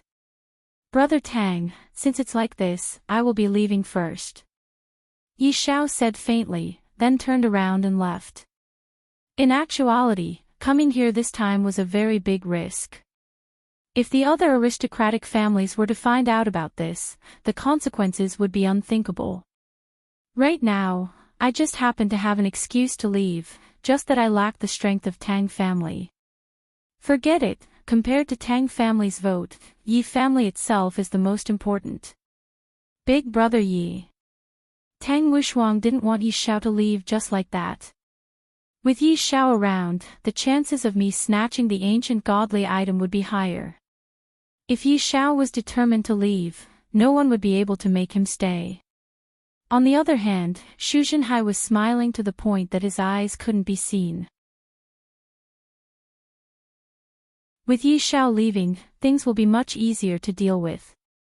Tang Wushuang's expression was extremely bad. I won't let them take advantage of me.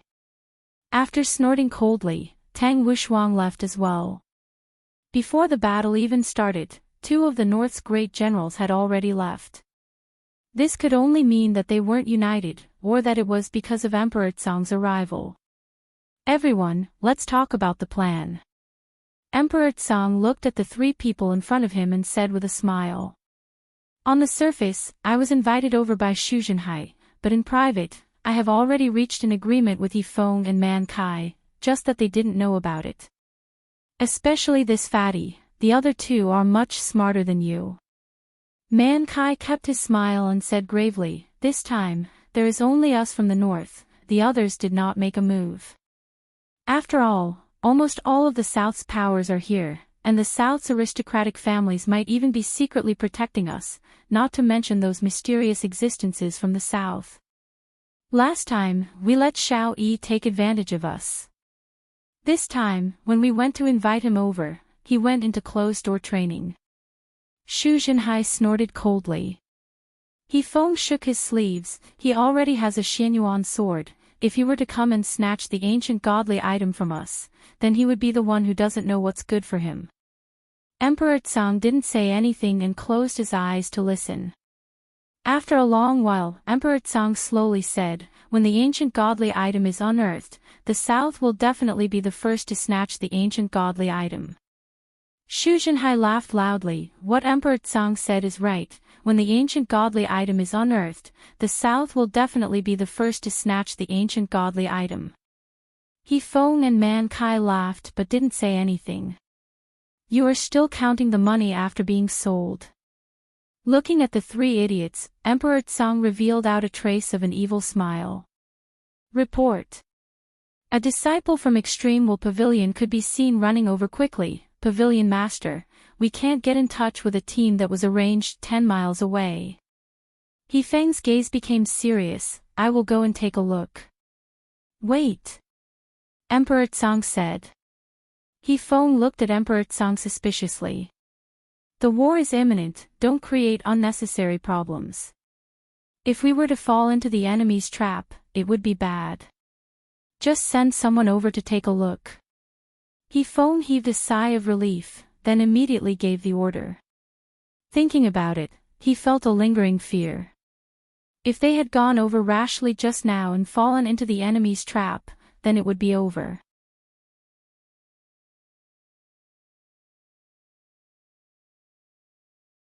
Chapter 146. Beside the waterfall. Lai Gu had not returned yet. Yi Hua and Qingye, who was flushed red, walked out of the tent together.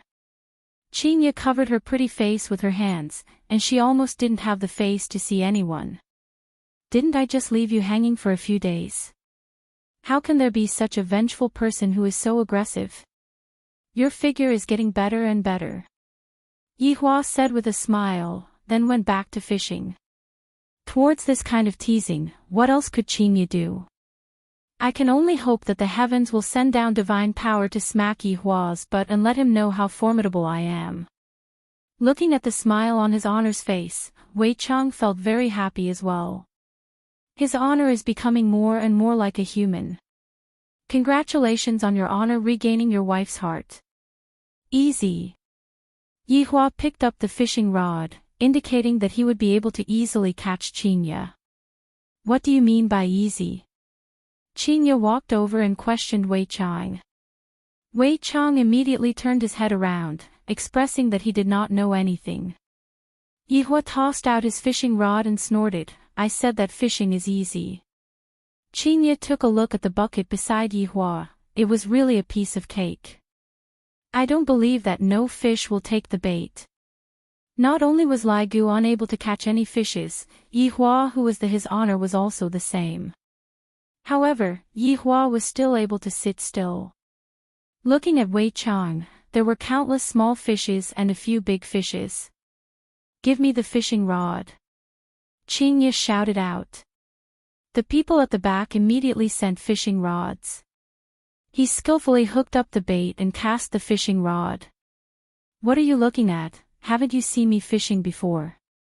Qingye rolled her eyes at Yihua. BB. Let's compete then, what are we betting on? Qingye was in a good mood and said tenderly.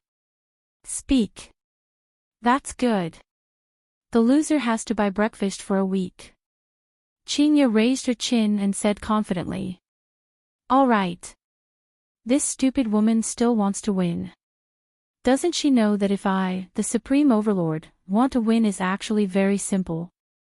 All I have to do is to slightly move my hands and feet. The corner of Wei Chang's mouth rose. His honor is even going to cheat in a bet with the madam, so he will definitely win. No, wait.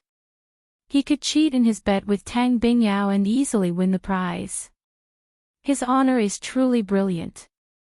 Every single action of his honor is able to benefit me greatly, and every single word of his honor contains all kinds of profound principles.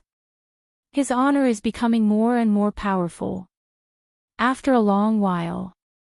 I'm not fishing anymore. You cheated. Qingye snorted. A loss is a loss. Yihua said faintly. Qingye said petulantly, next time when you cheat, can you not be so exaggerated? You have to understand balance. Equilibrium. That's right, look at the inside of your bucket, you have been fishing for the entire morning and there is still not a single fish in your bucket. On the other hand, after fishing with me for half an hour, my bucket was completely filled. This cheating is way too obvious. If you were to control the number of fish that we have together, in the end, you would be able to win with a small advantage. At that time, no one would know that you were cheating, you are so stupid. Qingye stretched out her finger and poked Yihua's forehead. Logically speaking, Yihua would definitely fly into a rage. However, he didn't, because Yihua had figured out a problem. This problem had even appeared in the 7 deadly sins in the past, and after Qingye explained it to him, Yihua immediately understood the problem. Leveling was the work of a boorish man. A wise man could control a boorish man. Yihua stretched out his hand and pinched onto Qingye's face. All right, I will buy it for you. Humph, humph, this is more like it. Quickly remove your spell, I still want to fish. Qingye laughed tenderly.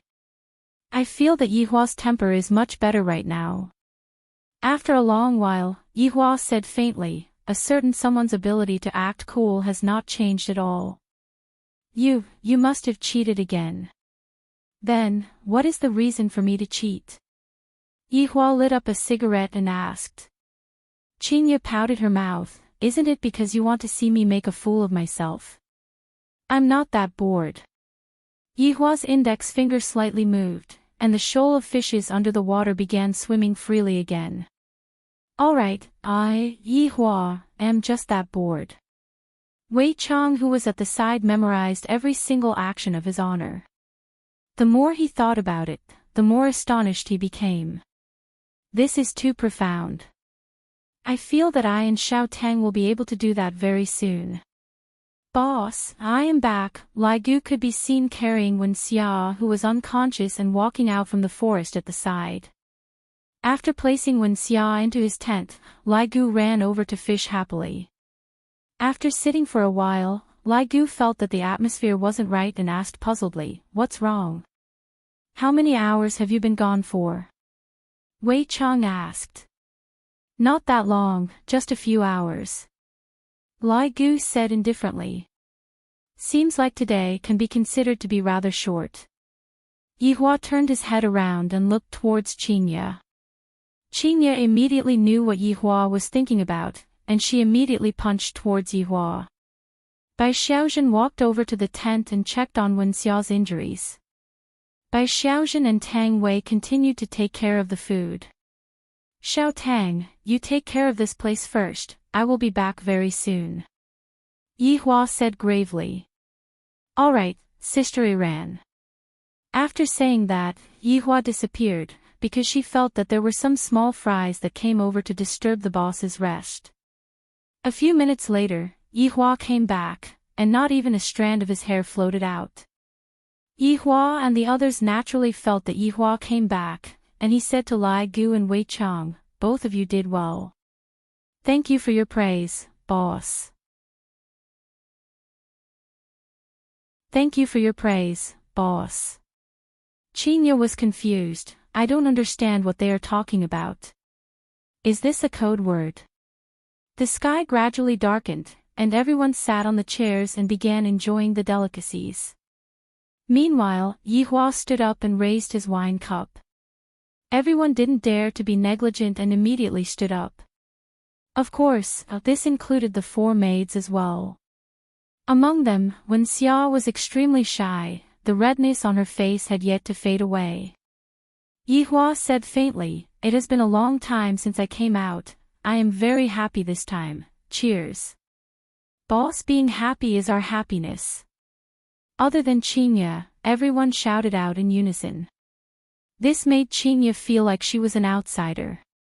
After sitting down, Yi Hua said to Qingye, "Weren't you curious about the so-called cultivation world? Today, I will let you take a look." Without waiting for Qingye to reply, Yi Hua waved his hand, and a light blue halo appeared above the dining table. Just like a holographic image, many people appeared in the holographic image, and every single one of them had an excited expression on their face. Yi Hua said faintly, "Everyone, let's eat while watching." Qingye stared at the holographic image without blinking, completely unable to care about eating. Yi Hua didn't stop her. It is time for Qingye to come into contact with the cultivation world.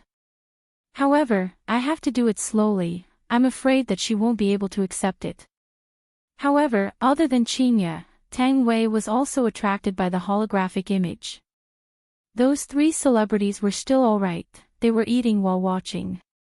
As for Yi Hua, Wei Chang, and Lai Gu, they didn't really care about the holographic image. Perhaps, the three of them would only take a look at the holographic image when the little skeleton appears. At a place that was 20 kilometers away from where Yi Hua was, a huge mountain was basically flattened, and there were all kinds of excavators placed around the mountain. At the center of the mountain, there was a hole that had a diameter of 20 meters, and the hole was connected to the underground. Standing at the side of the hole were Wang Debao, Zhui Xinran, Ji Anyun, Guang Tianlu, Hai Daixi, Che Zhishuan, Yang Yi, Gu Zheng, and Cloud Sect's new sect master, Sun Yi. She was Sun Fang's junior sister. What they wanted was only the ancient godly item, and they didn't have any thoughts about those treasures. "It's out! It's out! It's out!" The people inside the hole could be heard letting out excited cheers, and at this moment, everyone's heart was in their throats. What is the ancient godly item that appeared this time? Sword. Armor. And it's even an artifact.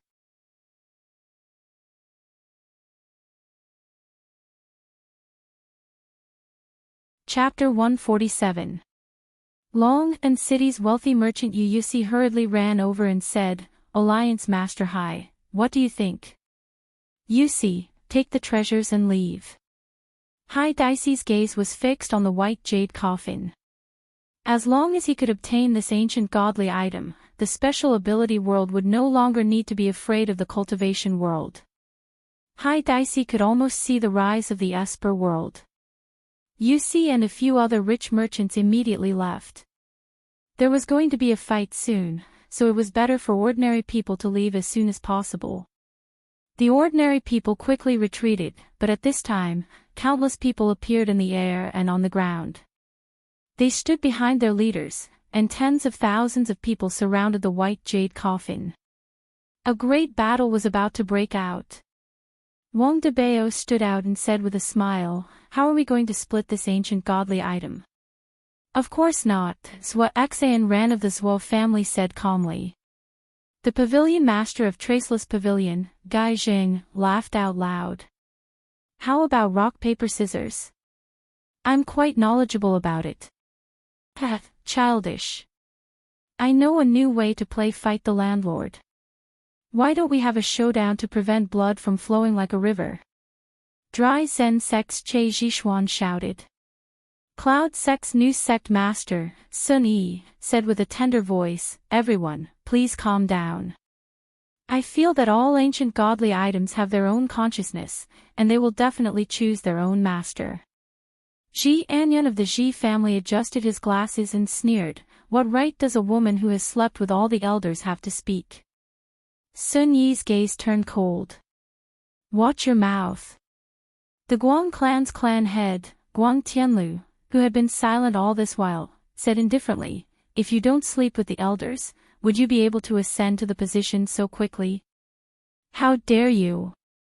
Our sect master is not someone you can slander." Cloud Sect's disciples shouted loudly, all of them drawing their swords. Sunny smiled faintly and said, "There's no proof for your words. It seems like my Cloud Sect has something to say. In that case, we can only fight with our true strength." Wang Debao spread out his hands, "Let's fight then. Fight until there is only one clan left, and the ancient godly item will be his." The few big shots nodded their heads. How could there be no bloodshed when snatching an ancient godly item? Just as the few parties were preparing to start fighting, a lump of black void appeared in the middle of the battlefield. Death Mage could be seen walking out with a scythe in his hand and a cigar in his mouth. There was also a woman hugging onto him. Everyone present was dumbfounded. Sun Fong, who was in Death Mage's embrace, was also stupefied. 1 minute ago. In the rented apartment. Death Mage had already charged his phone fully, just in case his phone ran out of battery while he was playing. He did not want to top up his balance for the time being. The cigar had also been prepared, it was time to set off.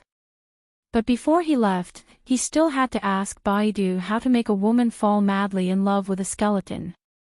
However, the search failed. Let's replace the skeleton with a man.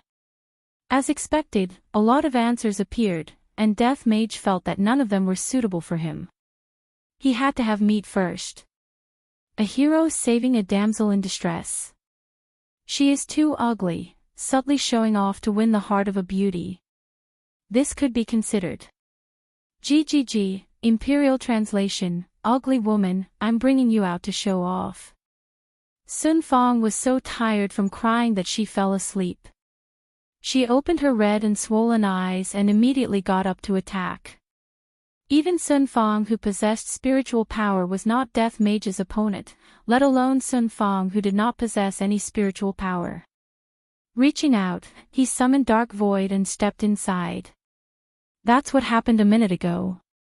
The southern girl's eyes were red as she leaned against a skeleton, and her hands seemed to be beating the skeleton's chest. How could such a scene not cause one's imagination to run wild? The tens of thousands of people who were present immediately started whispering to each other. TSK, TSK, TSK, this cloud sect master sure is licentious, she really did it with a skeleton. Does the skeleton even have one? Look at that girl, she even started crying. The big one was done by the skeleton, and the small one was done by the elder. So this cloud sect is a den of lust. That's right, I originally thought that sect master Sun was framed, but from the looks of it, her taste is indeed unique. What do you all know? This is called bone-hugging legs. Do you know who this black robe is? The black robe that is fighting against Xiao Yi. Otherwise, do you think that Sun Fang would serve him? F***K, there is such a thing. This woman is indeed licentious enough. She even pretended to be a saintess in the past. Tisk. Sun Fang's originally red face gradually became deathly pale. Although they were speaking very softly, their words still entered into her ears. Sunny could be seen walking a few steps forward and saying with a smile, "Senior sister, why did you suddenly appear here? It can't be that you have a backer now, so you want to come and snatch me, right?"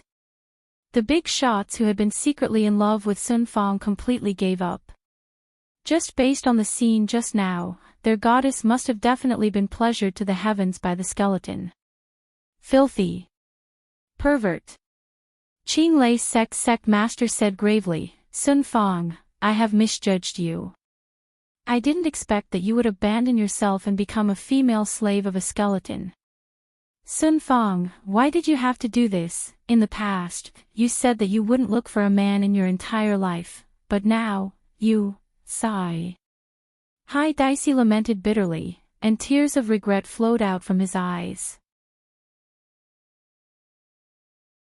Dry Zen sect master Che Zhishuan said faintly, "Sun Fang indeed didn't look for a man, what she looked for was a skeleton."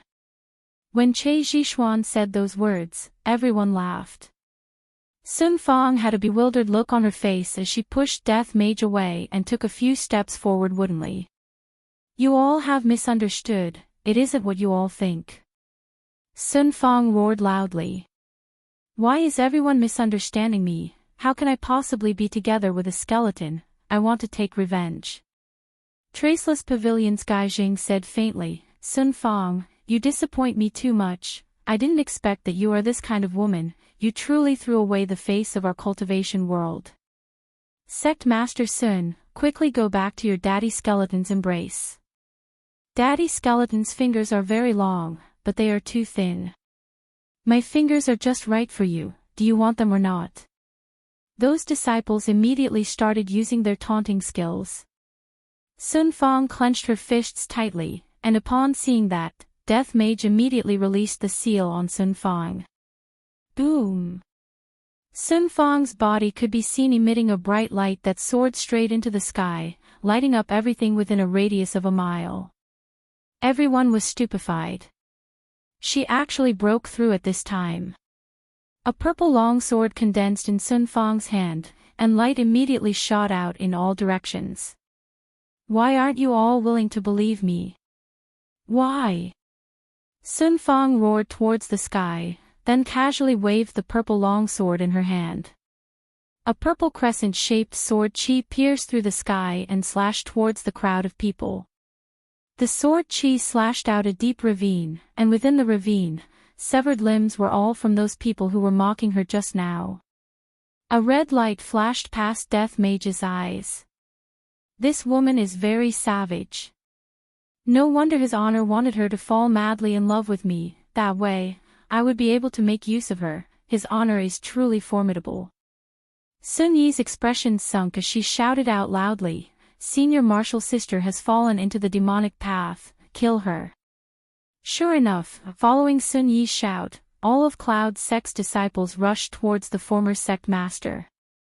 Meanwhile, the other powers that were at the side also started making their move, and several tens of thousands of people started attacking a weak and small woman. Sun Fang slowly put down the long sword in her hand and closed her beautiful eyes. Death is the best release. After waiting for a long time, the pain that Sun Fang imagined didn't come. When Sun Fang opened her eyes, a black robe appeared in front of Sun Fang. Sun Fong was holding on to his scythe, and all of the people in the surroundings were sent flying away by the scythe. Why? Why is it that in the end, it is still my enemy who came to save me? And my family members that I used to be in love with?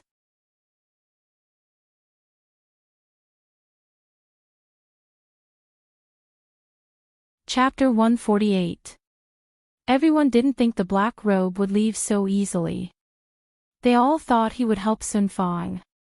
Zhua Xan Ran was very annoyed. Sun Fong killed all his people just now. Just as he was about to take revenge, the person disappeared. Don't you think so? Wang Dabao chuckled. Alright, let's open the coffin first. Yes, let's open the coffin first. It won't be too late to snatch it then. Hai Dicey laughed. However, everyone held their breaths. Just what kind of ancient godly item was inside the coffin? Yun Sect sent out 4 disciples to open the coffin. Those 4 disciples were extremely nervous. Coffin. There must be someone inside. And the ancient godly item was inside the coffin. Maybe it was the guardian of the ancient godly item. Now that the coffin was opened, what if the corpse came back to life? Hurry up! Sunny shouted coldly. Dilly-dallying. The 4 disciples didn't dare to waste any more time. They stood at the 4 corners of the coffin, took a deep breath and channeled their energy. Zzz. The white jade coffin emitted a heart-wrenching sound, and no one dared to breathe too loudly. When the coffin lid was opened, the 4 disciples were shocked. A 7 to 8-year-old little girl laid inside. Her hair was tied into 2 ponytails and she was wearing a beautiful princess dress. Though her eyes were closed, she looked very cute. Her baby fat face made people want to touch it. But no matter how attractive she was, it wasn't as important as the thing in the little girl's hands. Ancient godly item. Yun Sect's disciples' faces darkened. They were the first to snatch it. Hai Dicey humphed. He waved his hands and used wind magic. The 4 people from Yun Sect were blown into the sky and turned into 4 stars.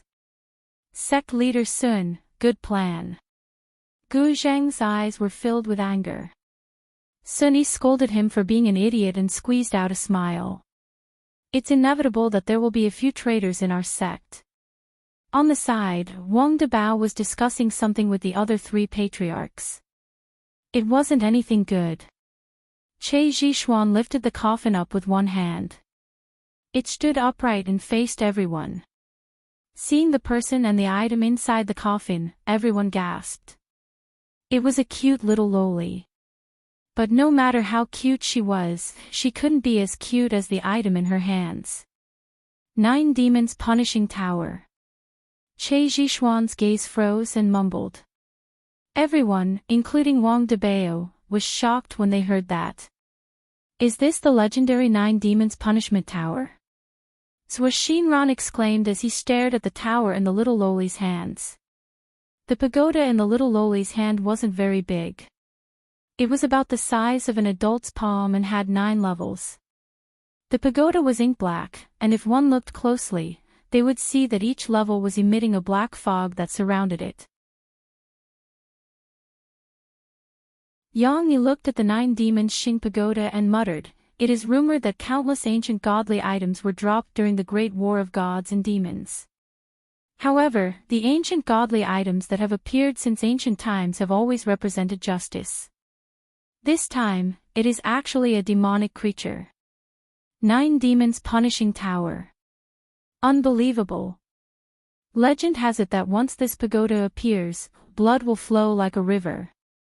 Gu Jing frowned, and his tone was filled with hesitation. He didn't know whether he should snatch it or not. Sunny snorted and said, "Who cares if it's a demon or a god, as long as it's an ancient godly item, it's fine. If you guys don't want it, I want it." As soon as she finished speaking, Sun Yi's delicate body leaped up and she took the initiative to snatch it. Hai Dicey laughed disdainfully, condensing a large fireball with one hand and throwing it out. Sunny pulled out her sword. Insignificant skill. The sword easily destroyed the large fireball. However, at this moment, Yang Yi attacked from the side. Sunny hurriedly defended, but was still kicked away by Yang Yi. Luckily, she didn't roll on the ground, or else she would have lost a lot of face. Yang Yi. How dare you sneak attack me? Sunny frowned and questioned in a low voice. Hai Daisy and Yang Yi slowly walked to the center and nodded at each other. Then, they said, this thing is inauspicious. Burying it underground is the best choice.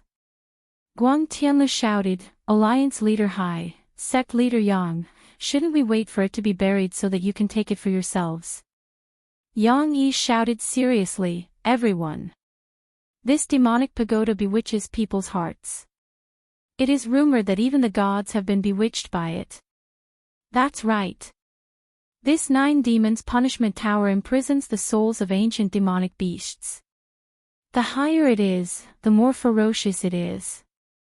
The one imprisoned at the top is even a demon king. At that time, it won't be you controlling the pagoda, but the pagoda controlling you. Hai Daisy shouted angrily. However, this kind of advice didn't make them afraid. Instead, they wanted to obtain this pagoda. Wang Debao raised his head and asked loudly, how do the two of you know so much? How would an outsider like you know our clan's secrets? Yang Yi said disdainfully. Zhua Ran cracked his neck. I heard it from the grapevine. You just want to take it for yourself. As soon as he finished speaking, Zhua Ran suddenly summoned his armor and a long green blade appeared in his right hand. Instantly, he was fully armed and emitted a terrifying amount of spiritual energy. Not only Zhua Ran, but Wang Debao also summoned his equipment. Ji Anyun didn't fully arm himself. Instead, he took out a book and muttered a few words. Instantly, a huge flaming beast appeared. Roar! The huge beast let out an angry roar that shook the heavens and earth. Guang Tianlu took out 3 cards and threw them out. The 3 cards glowed with a white light and turned into 3 dipper wolves. Each dipper wolf was stepping on green flames. It was extremely strange. It was rare for the heads of the 4 great clans of the south to make a move. This caused everyone in the cultivation world to gasp in surprise. As expected of the leaders of the clans. Even so, it seemed like both sides were still clamoring and didn't dare to make a move. If they did, blood would flow like a river. Just as everyone was hesitating, the 9 demons punishing pagoda in the coffin suddenly left their hands and floated in the air. Everyone's eyes were staring at the 9 demons punishing pagoda in the air, their eyeballs almost popping out of their sockets. Instantly, the 9 demons punishing pagoda charged towards Sun Yi. Sun Yi was overjoyed and caught it. This ancient godly item belongs to me, Sun Yi. Wang Debao shouted, kill! Kill! Kill! The scene instantly became chaotic. Fighting started instantly. Not far away, Sky Emperor watched everything with a confident smile on his face. Kill! Kill to your heart's content. The 9 demons punishing pagoda is mine. In the midst of the battle, the disciples of the 2 sects chatted as they fought. The whole battle was probably still going on even after everyone else died. Don't you think it's strange? What's strange? Pay attention to your expression and show some killing intent. Don't let them see through you. Look at the little loli in the coffin. This ancient godly item has been buried for at least 1,000 years. So what? Look at that little loli, she is even wearing a lace princess dress and a pair of dazzling diamond high heels. Were all people from 10,000 years ago so fashionable? Hearing you say it like that, it is indeed strange. Beside the waterfall.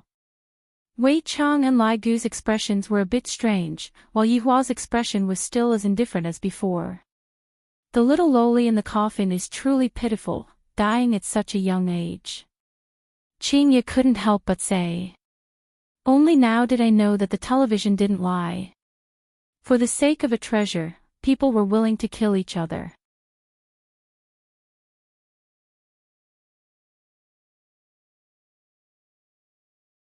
Chapter 149. Qingye looked at the little lowly in the coffin and said, "That's right, she is so cute, it is such a pity that she died." Wei Chang and Lai Gu took a look at each other and revealed a helpless expression. "Stop looking, the dishes are getting cold," Yi Hua warned. "This woman is already mesmerized by the scene. Stop messing around, let me see the result." "There are so many people fighting over that tower, Yi Hua, why don't you go and fight over it?" Qingye asked curiously. Yi Hua lit up his cigarette and said faintly, "What is there to fight over for trash?"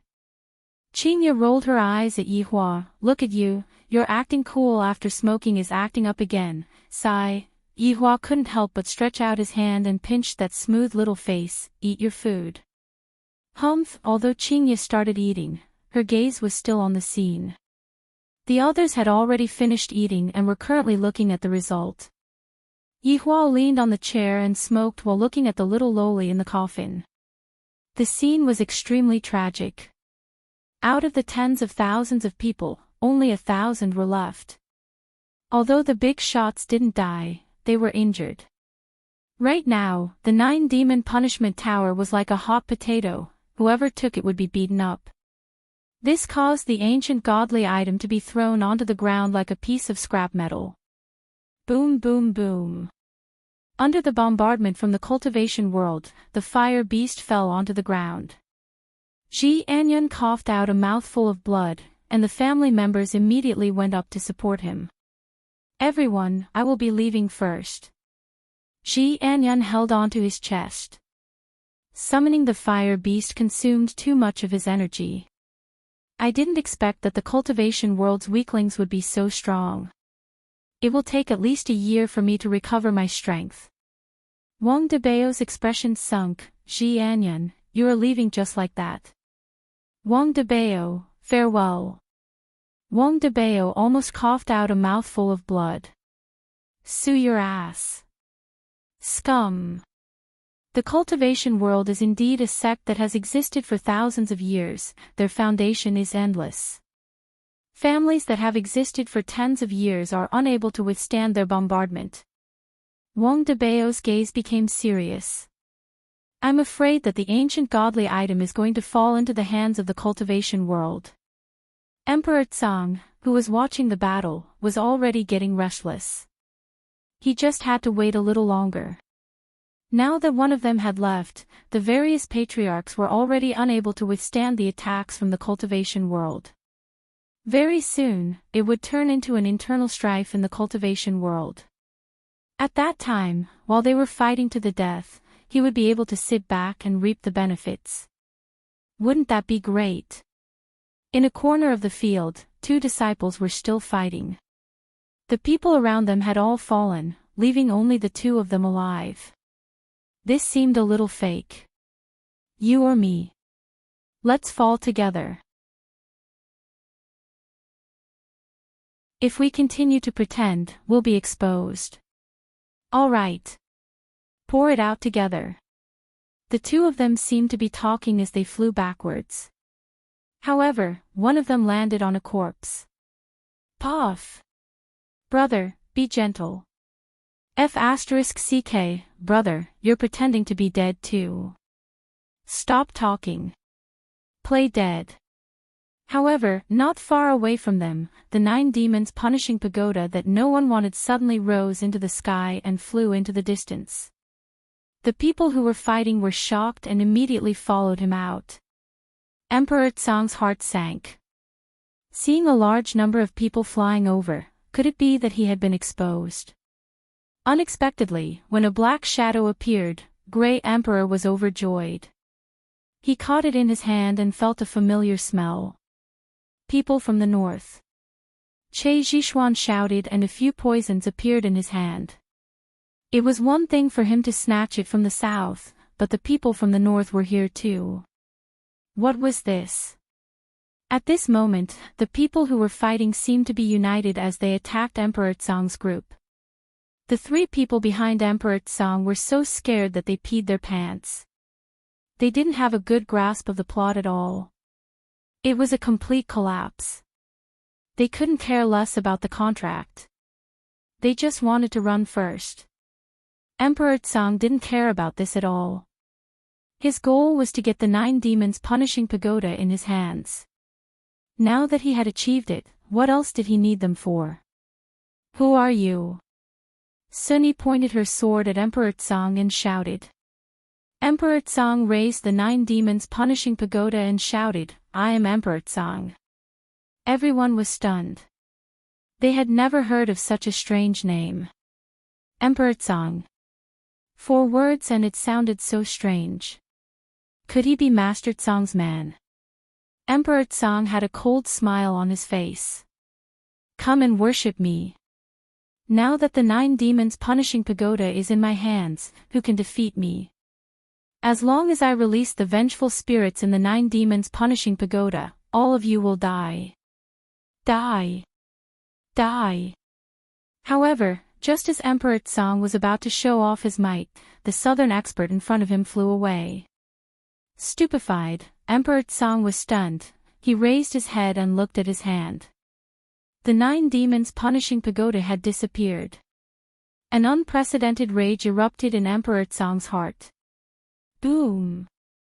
With Emperor Tsang at the center, a shockwave spread out in all directions. The shockwave immediately resonated with the heavens and earth. Meanwhile, Emperor Tsang transformed into a lump of black fog and chased after the shockwave. The 9 demons punishing pagoda belongs to me, Emperor Tsang. Don't even think of getting it. All of Emperor Tsang's plans were disrupted. Right now, he could only snatch the pagoda forcefully. Right now, at the center of the battlefield, there was a river of blood on the ground. There were still a lot of people who were still alive lying on the ground and wailing in pain. There were also a lot of people who were pretending to be dead who were observing the situation. Within the white jade coffin, the little loli who had her eyes closed suddenly opened her beautiful eyes. Her eyes were bright red, and if one were to look closely, one could see complicated black patterns within her eyes. However, when paired with her face, her eyes were truly adorable. The little loli could be seen grinning as she lightly floated out of the coffin. Soon after, she landed on the ground, and a pair of pure white heels stepped onto the blood. La la la, la la la, I am an expert in killing. The little loli's sweet melody rang out in the hell-like venue. She ran and jumped about, and the blood on the ground splattered onto her white princess dress, gradually dyeing the dress into a bright red color. The white diamond high heels that were originally white were also dyed red. Boom! Suddenly, lightning flashed and thunder rumbled, and a heavy rain started pouring down. At this moment, the scene could really be described as a river of blood. La la la, la la la, where are you guys? The little loli jumped and jumped as she searched for them. The two who were pretending to be dead just now could no longer hold back the fear in their hearts, and their bodies started trembling. That little loli that was within the coffin actually woke up. What was I supposed to say? There is definitely something wrong with that little loli. Since when did the ancients wear princess dresses? Found you? A sweet voice rang out beside his ears. The man swallowed a mouthful of saliva, and his entire body was trembling as he slowly turned his head around. Although the little loli in front of him was adorable, this kind of adorableness carried a deep sense of brutality. The corner of her mouth that was slightly raised caused one's heart to stiffen. You won't be able to escape. The little loli's ponytail suddenly rose up. The man couldn't help but want to escape, but that was impossible. He could only watch as the ponytail drilled into his mouth, and he could even feel that his hair was growing crazily in his mouth, from his head to his feet. No! She is sucking my blood essence. No. No. The man's miserable screams rang out in the spacious and empty venue, and the little loli's ponytail gradually turned from black to red. Looking at the man in front of her that had already withered up, the little loli retracted her ponytail. It wasn't easy for me to think of a way, but only this many people came. Hateful, what a waste of my brain cells. The little loli puffed up her cheeks and stomped her feet. Her ponytails immediately fluttered about, and no matter if it was dead or alive, she would stab it into the man's mouth and absorb it. Those who were dead already had no feeling, and they were considered lucky. However, those who were pretending to be dead felt as if their bones were being peeled off, and they were wailing unceasingly.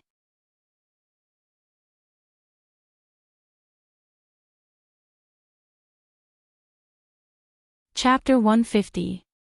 Beside the waterfall. Chinya had already completely fainted. When both sides were fighting in full swing, one wouldn't be able to endure the feeling of dizziness. If she were to see the scene of the little loli sucking the blood of the little loli, she reckoned that she would definitely turn into a fool. Yihua hugged onto Chinya and lightly caressed onto Chinya's smooth face. A trace of an arc appeared on the corner of Yihua's mouth. The stimulation training is almost done, I have to take it slow. Boss. Lai Gu put away his usual frivolous attitude and said gravely. Yihua looked towards the night sky and said faintly, let's take a look first. In an instant, a black figure was flying towards the campsite at high speed. Yihua silently raised his head and took a look at the black figure, then lightly waved his hand. The 9 demons punishing pagoda came to a sudden stop and stopped not far away from Yihua. The black fog in the tower was very thick, as if it was showing off its strength. It bared its fangs and brandished its claws, as if it was about to charge out. A trace of red light flashed past Yihua's eyes. However, when the red light flashed, the black fog in the 9 demons' punishment tower seemed to pause for a moment.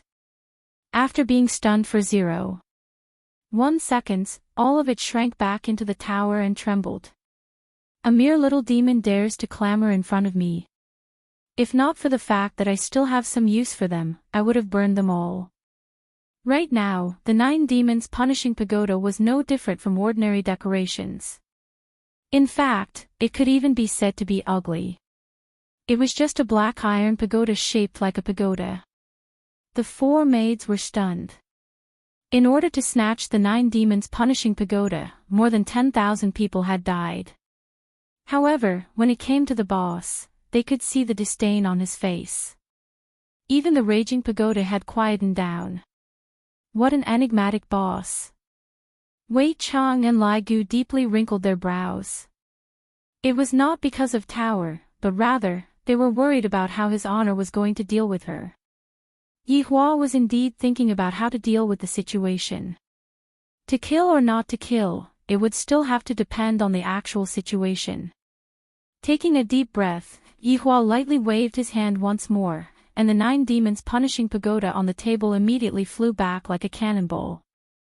High up in the sky not far away, Zhang Di had already caught up to the crowd, and he was even at the very front. He had even injured Hai Daixi and Che Zhishuan while he was at it, and his chances of seizing the ancient godly item had increased by a bit. Get lost if you know what's good for you. Otherwise, don't blame me for being ruthless. Even I am afraid of you. Zhang Di shouted in a low voice. Right now, he had to put on a false show of strength and take advantage of this momentum to suppress them. Otherwise, if they joined forces, it would be very difficult to deal with them. The others didn't even bother with Zhang Di and continued flying. Emperor Zhang had never been ignored like this before, and he immediately flashed in front of everyone. You don't know how to appreciate favors. You really refuse a toast only to be forced to drink a forfeit. Today, I will exterminate all of you. Just as Grey Emperor was about to display his might, a shocking aura came from behind him. Grey Emperor thought that someone was sneaking up on him, so he slightly dodged.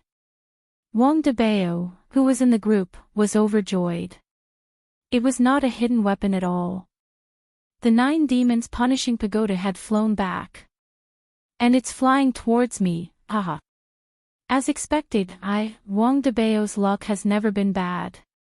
Even if it's snatching an ancient godly item, it's still a stroke of good luck.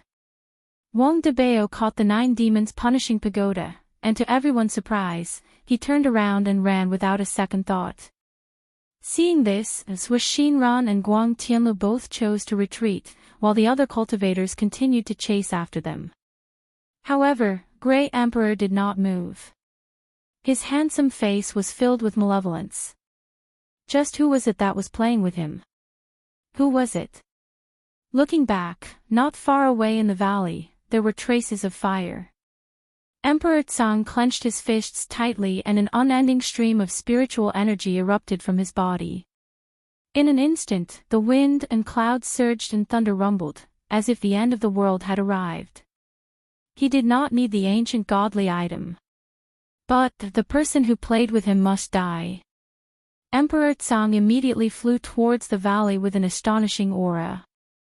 Yi Hua and the others did not leave the dining table. Everyone was quietly sitting on the table, seemingly waiting for something. Wei Chang and Lai Gu were a little abnormal, while the 4 maids were rather indifferent. As for Yi Hua, who was carrying Qinya in his embrace, he would either pinch her face or pinch her nose. In any case, he was just bullying her in various ways. Boom! A figure descended from the sky and created a huge splash, causing the ground to tremble. Beep, beep, beep, the alarms of the 2 Qians rang out. Emperor Tsang looked at the people who were camping in front of him and revealed a look of doubt. Isn't that man the owner of the bar? There's also that security guard and that young man. There are also 4 people who are dressed in maid attire. What are they doing here? Thinking back to the black robe that appeared at the very beginning, Emperor Tsang seemed to have thought of something. We are just bait, and the black robe might be lying in ambush nearby. But so what? I, Emperor Tsang, can kill them with just a flick of my fingers. On the other hand, these women are all top grade, it would be a pity for them to die. Yi Hua didn't even look at Emperor Tsang, who was walking over and was still pinching Qinya's face. Wei Chang let out a breath. One of you, go and deal with them. The eyes of the 4 maids shone. Right now, even Tang Wei has fallen. Not only is she not afraid, she even has the desire to fight. Emperor Tsang looked at the 4 maids who stood up and walked to the side and whispered to each other. Soon after, he heard their sweet voices. Rock, paper, scissors. Rock, paper, scissors. Rock, paper, scissors. Ha, I won, Bai Xiaozhen shouted out happily and felt very embarrassed. The other 3 women pouted their mouths. This is a chance for me to show off. Not only can I show off in front of men, I can also show off in front of the boss. What kind of glory is this? I wonder when I will have to wait for the next time. Bai Xiaozhen placed her hands on her abdomen and slowly walked to the front of Emperor Tsang. Then, she said shyly, "Hello, I am your opponent." Emperor Tsang looked as if he had received a critical hit of 10,000 damage. His entire being was sinister and terrifying. They actually used rock, paper, scissors to decide who would go on stage. The main point was the women. And they even came over to greet you. Damn it, this isn't good. Tonight, my dignity was already trampled on twice. And yet, when I came here, I was humiliated again. And I was even humiliated by a weak woman. To actually disregard my existence, don't blame me for being ruthless. Bai Xiaozhen appeared to be very embarrassed. Seeing that Emperor Tsang's face was twitching, Bai Xiaozhen thought that Emperor Tsang was sick. Just as the 2 were preparing to make their move, a sweet singing voice rang out from the forest. Little rabbit, be obedient, open the door, quickly open the door, I want Hee. Lai Gu's gaze became serious. Xiaojun, come back. Bai Xiaojun turned her head around and took a look at the man confusedly, then sighed and walked back. Emperor Tsang did not pay attention to Bai Xiaojun and looked at the shadow in the forest. As the singing voice got closer and closer, the shadow finally appeared. Emperor Tsang's gaze was filled with astonishment. Isn't this little lowly the person inside the coffin? Why did she come out? The little lowly took a glance at the coffin, and her red pupils became even more dazzling. Little rabbits, you all have been hiding here, causing me to search for you all for so long. I don't even want to move anymore, I'm so tired. The little lowly fanned herself with her little hands. This action of hers was truly adorable. Emperor Tsang's expression distorted. The biggest humiliation of my entire life is tonight. Pretending to be mysterious. Emperor Tsang could be seen aiming his palms towards the little lowly, and a black light could be seen gushing out from his body, causing the ground to immediately cave in. Destroy Yu Yumming.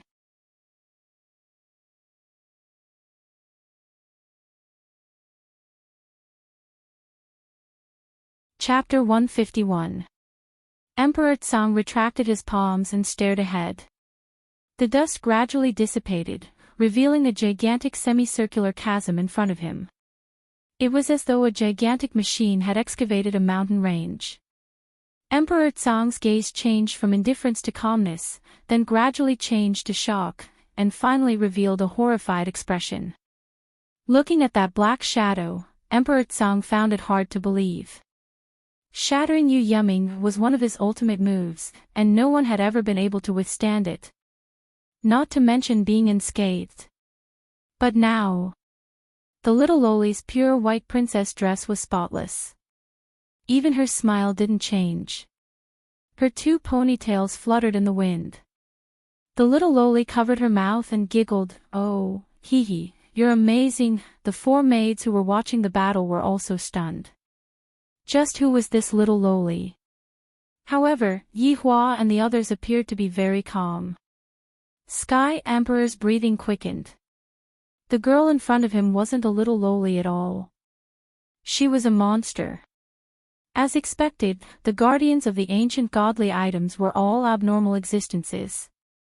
A wise man does not fight when the odds are against him. I will go and snatch the ancient godly equipment first. Sky Emperor did not hesitate, he turned and ran. The current him didn't care about his face at all. This little freak was completely unscathed under his finishing move, so his strength was definitely formidable.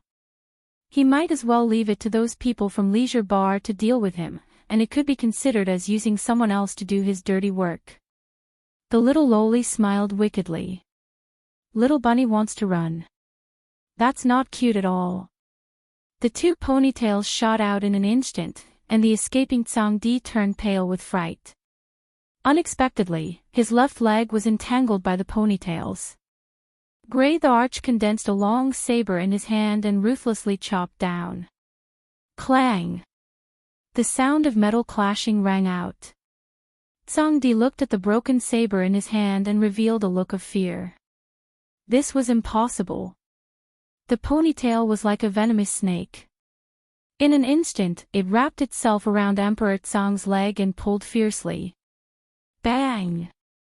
Tsang Di's entire body smashed down like a cannonball, creating a huge splash and forming a huge pit. In the pit, Tsang Di's face was filled with panic. His entire body had been entangled by the ponytail, and no matter how he struggled, it was of no use. However, another ponytail slowly stretched out. Tsang Di stared at that strand of hair with a panicked expression, feeling even more terrified. Those hairs were actually small mouths with sharp teeth. No! No! Don't come over. Sky Emperor was completely flustered, but no one could save him now. The ponytail instantly pierced into Tsang Di's mouth, spreading all over his body, sucking up the delicious blood essence. Only to see that Sky Emperor's body was withering at a speed that the naked eye could see. In less than 10 seconds, only his skeleton and outer layer of skin were left. No one would be able to recognize that he was the famous Sky Emperor. And even though Emperor Tsang died, he didn't understand many things. The little loli licked her bright red lips, so delicious, much better than those. Retracting her ponytail, the little loli bounced over to a place not far away from Yi Hua and said with a slight smile, "Those are all little rabbits. You guys are the big tigers. Don't run away like little rabbits. If not, I will be very angry." Yi Hua lightly caressed Qinya, who was in his embrace, then looked at the little loli who was not far away from him and asked faintly, "What is your name?" The little loli pouted and poked her chin with her index finger. After thinking for a long time, she said, I'm not telling you." "Yi Zizi," Yi Hua shouted gravely. Little Lolita's scarlet eyes were suddenly startled. She suddenly jumped back, and the smile on her face immediately disappeared. She asked coldly, "Who are you? Why do you know me?" Yi Hua stared at the little loli's every movement and even the minute expression on her face, then shouted coldly, "Yi Zizi, do you know the consequences of lying to me?" The little loli grinned and shook her ponytail, "Although I don't know why you know me, but you guys are really delicious, impudent." "Impudent!" Wei Chang and Lai Gu shouted out, and a burst of killing intent erupted out from their bodies. The little loli spread out her hands and had a look of disdain on her face. She even took out a small mirror and looked at herself to see if her hairstyle had changed or not. Wei Chang and Lai Gu could clearly feel that his honor was really angry, and the two hurriedly said, "Boss, let us do it." Yi Hua knew what Wei Chang and Lai Gu were thinking. They wanted to protect her. That's right, Wei Chang and Lai Gu indeed wanted to protect the little loli. If they were to take action, the little loli would definitely not die, but if they were to let his honor take action, the little loli would most likely die. Wei Chang and Lai Gu felt that his honor was just joking in the past. How could it be possible for the 7 sins to betray his honor? However, looking at the current situation, it was no different from betraying his honor. Although in the past, she was everyone's joy, and even when she took on a human's name, she still had the same surname as his honor, and even went so far as to give his honor a nickname, Big Bones. Within the 7 sins, only she, Yi Zizi, dared to address his honor as Big Bones. However, the current her was no longer the Yi Zizi from back then. Even if that was the case, Wei Chang and Lai Gu found it hard to believe what was happening in front of their eyes. Yi Hua took a deep breath, and his thoughts went back to a long time ago. He remembered that back then, Yi Zizi was still very small, just like a little doll. Back then, Yi Zizi was being surrounded by humans, and when I and the others passed by this place, we killed the humans. Originally, we were going to kill Yi Zizi, but one of the 7 sins could see that Yi Zizi was not a human, and thus, he spared Yi Zizi's life. Even now, Yi Hua could still remember that back then, Yi Zizi's eyes were scarlet red, and she had a look of not wanting to admit defeat. The facts proved that in the future, Yi Zizi would become an indispensable character within the 7 sins. Wei Chang only ate living humans, while Yi Zizi didn't even let the dead off. However, she had a bad personality, and that was that she was too lazy. If she could lie down, she would definitely not sit down. I really don't know where she learned this bad habit from.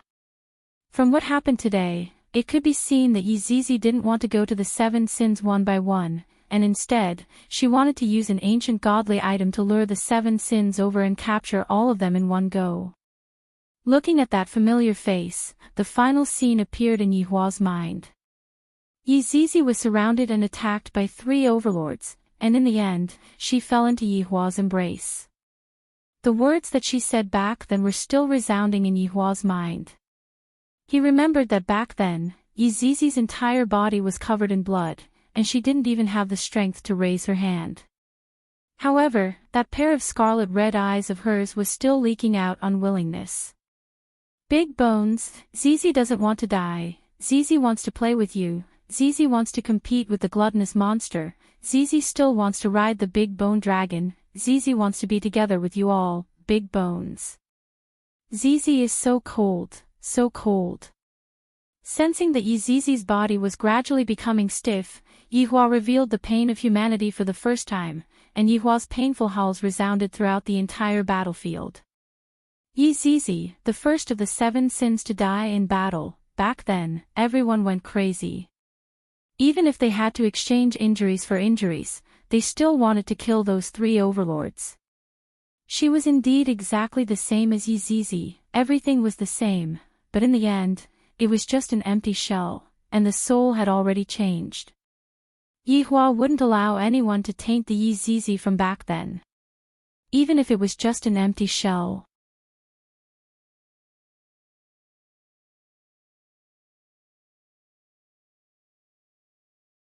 Chapter 152.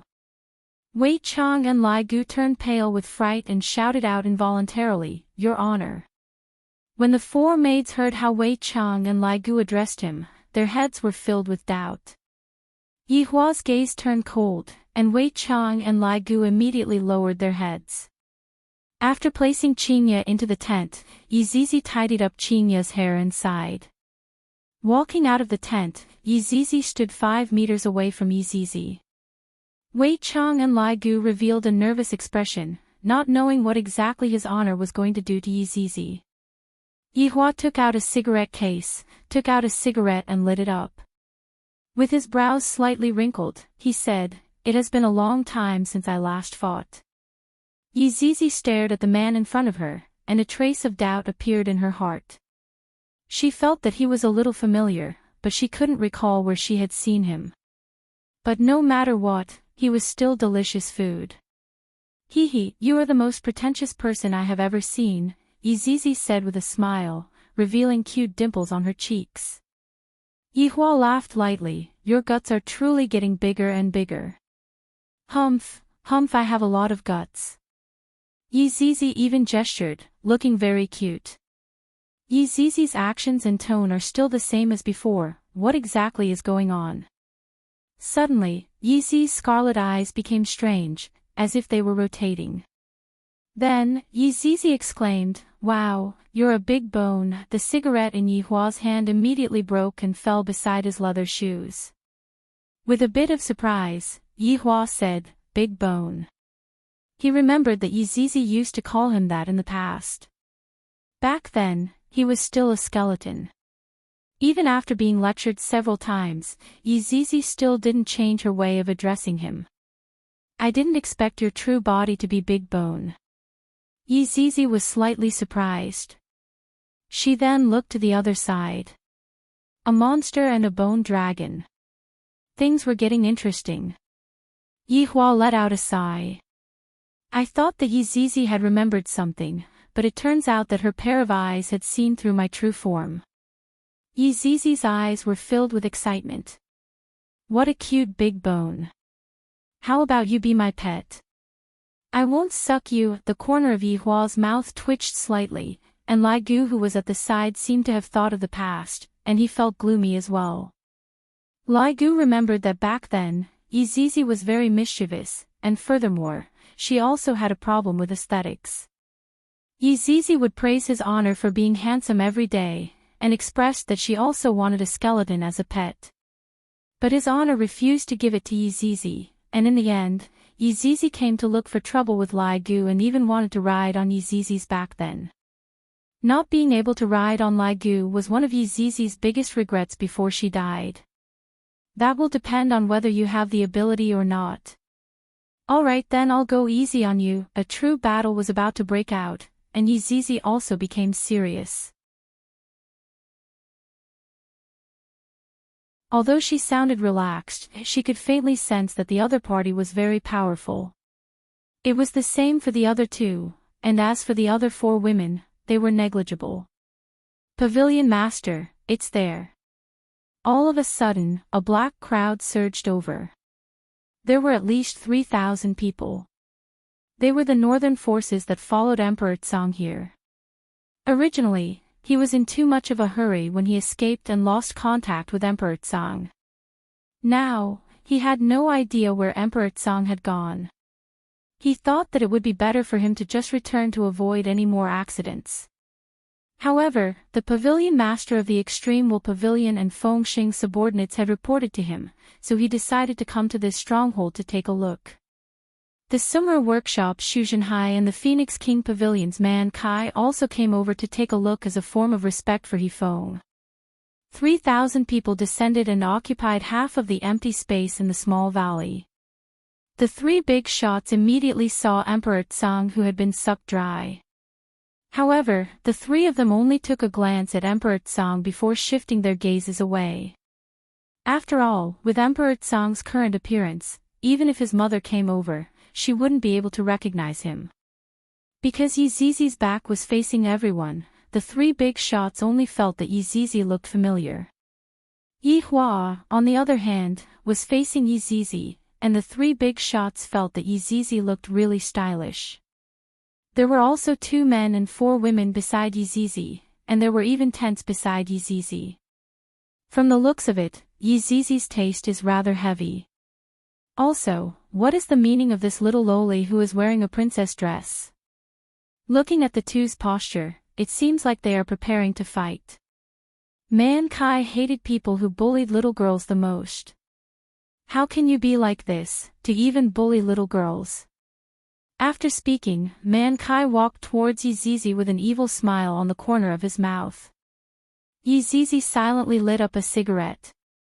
Man Kai patted onto Yi Zizi's shoulder, then said with a smile, "Little girl, don't be afraid, Big Brother is here. If you have any difficulties, you can just tell Big Brother." Big Brother really? Yi Zizi turned around with a smile. Man Kai's pupils grew bigger and bigger. Isn't this the fucking little loli in the coffin? In the beginning, I was still sighing. A strand of hair quietly drilled into the dumbstruck Man Kai's mouth. In just a few seconds, Man Kai turned into a dried corpse. However, the strand of hair didn't come out and supported Man Kai's corpse. This caused the people behind to think that Man Kai was whispering to the little loli. "Tower Master Man, that should be enough." Hefeng frowned and shouted out. "With so many disciples watching, even if you don't care about your face, I still care about it." Seeing that Man Kai still didn't have any reaction, everyone couldn't help but raise their vigilance. Shu Zhenhai shouted out loudly, "Tower Master Man. Enough is enough. Don't throw away the face of your Phoenix King Pavilion." The disciples of the Phoenix King Pavilion felt extremely awkward. The Tower Master's illness is acting up again. Yi Zizi used the strand of hair to control Man Kai and slowly turned around. The dried-up Man Kai could be seen stretching out his hands and making a peace sign. Meanwhile, Yi Zizi's head turned 180 degrees and shouted out sweetly. Also, everyone sucked in a mouthful of cold air and took a step back. At the moment of imminent peril, Hefeng and Shu Zhenhai immediately shouted out, "Retreat! Retreat! Retreat!" Everyone knew of Man Kai's strength. For Man Kai to be able to kill Man Kai without making a sound, Man Kai's strength was definitely not ordinary. The people that were sent here must have been sucked dry. Hateful little white rabbit, trying to run again, Yi Zizi puffed up her cheeks and said angrily. Tens of thousands of strands of hair quickly grew longer, causing people to shiver. Snap! Right at this moment, a finger snap echoed in the valley. Yi Zizi went into a daze and slowly turned her head back. Yi Hua was smoking a cigarette and his right hand was slightly raised. Yi Zizi's eyes focused.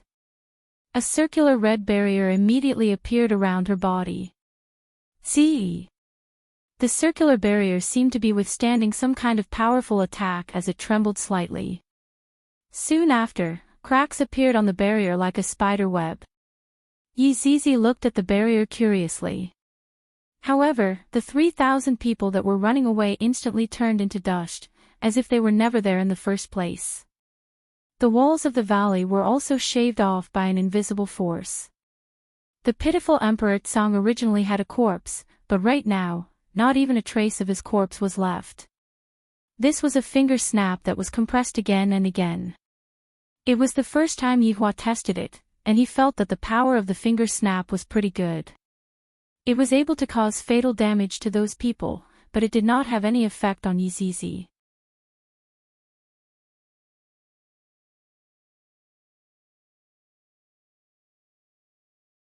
Chapter 153. A trace of a smile appeared on the corner of Yihua's mouth. He lightly waved his left hand, and the two instantly disappeared from the valley. Wei Chang looked at the two that disappeared, then turned his head around and looked at Lai Gu. "Gluttonous monster, think of a way," Lai Gu said anxiously. He was about to reveal his true form. Wei Chang looked at the place where the two disappeared and took a deep breath. The reason why his honor didn't look for them is because he wanted to see their attitude. But Zizi is different. We watched Zizi grow up. Lai Gu was like an ant on a hot pot. He was afraid that his honor would get angry and kill Zizi. How could Wei Chang not understand that there is a good side to human nature, but there is also a bad side to human nature? Suspicion. His honor is different from the past. He won't be as unreasonable as he was back then. Wei Chang sighed and said, then walked to the small stool and picked up the fishing rod. However, he didn't throw the fishing rod out. It could be seen that Wei Chang was actually very worried. Lai Gu stomped his feet heavily on the ground, causing the ground to tremble. Crushed stones fell from the mountain, and the birds in the forest immediately flew up into the sky. The two of them were helpless right now and could only wait for the result. Forcefully interfering would only make the result worse. On the other side, Yizizi looked around curiously. The scorching sun was high up in the sky, and there were a lot of dilapidated houses. The wood of the houses had already decayed. "Big Bone, why did you bring me here?" Yizizi asked curiously. She felt that the two of them didn't seem like they were going to fight at all. Yihua smoked his cigarette and walked to the side of a rotten wood. He lightly touched the rotten wood with his fingertip, and the rotten wood immediately turned into broken pieces. "You were here at that time." Yihua breathed out a mouthful of smoke and said faintly. Yizizi pouted her mouth. "What was I doing here?"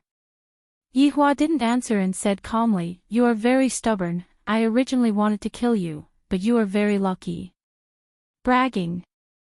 Yizizi snorted, then tilted her head 45 degrees, looking very cute. "However, you were still saved and became one of my subordinates."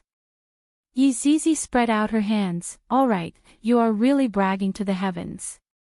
If you can still remember now, I can let bygones be bygones."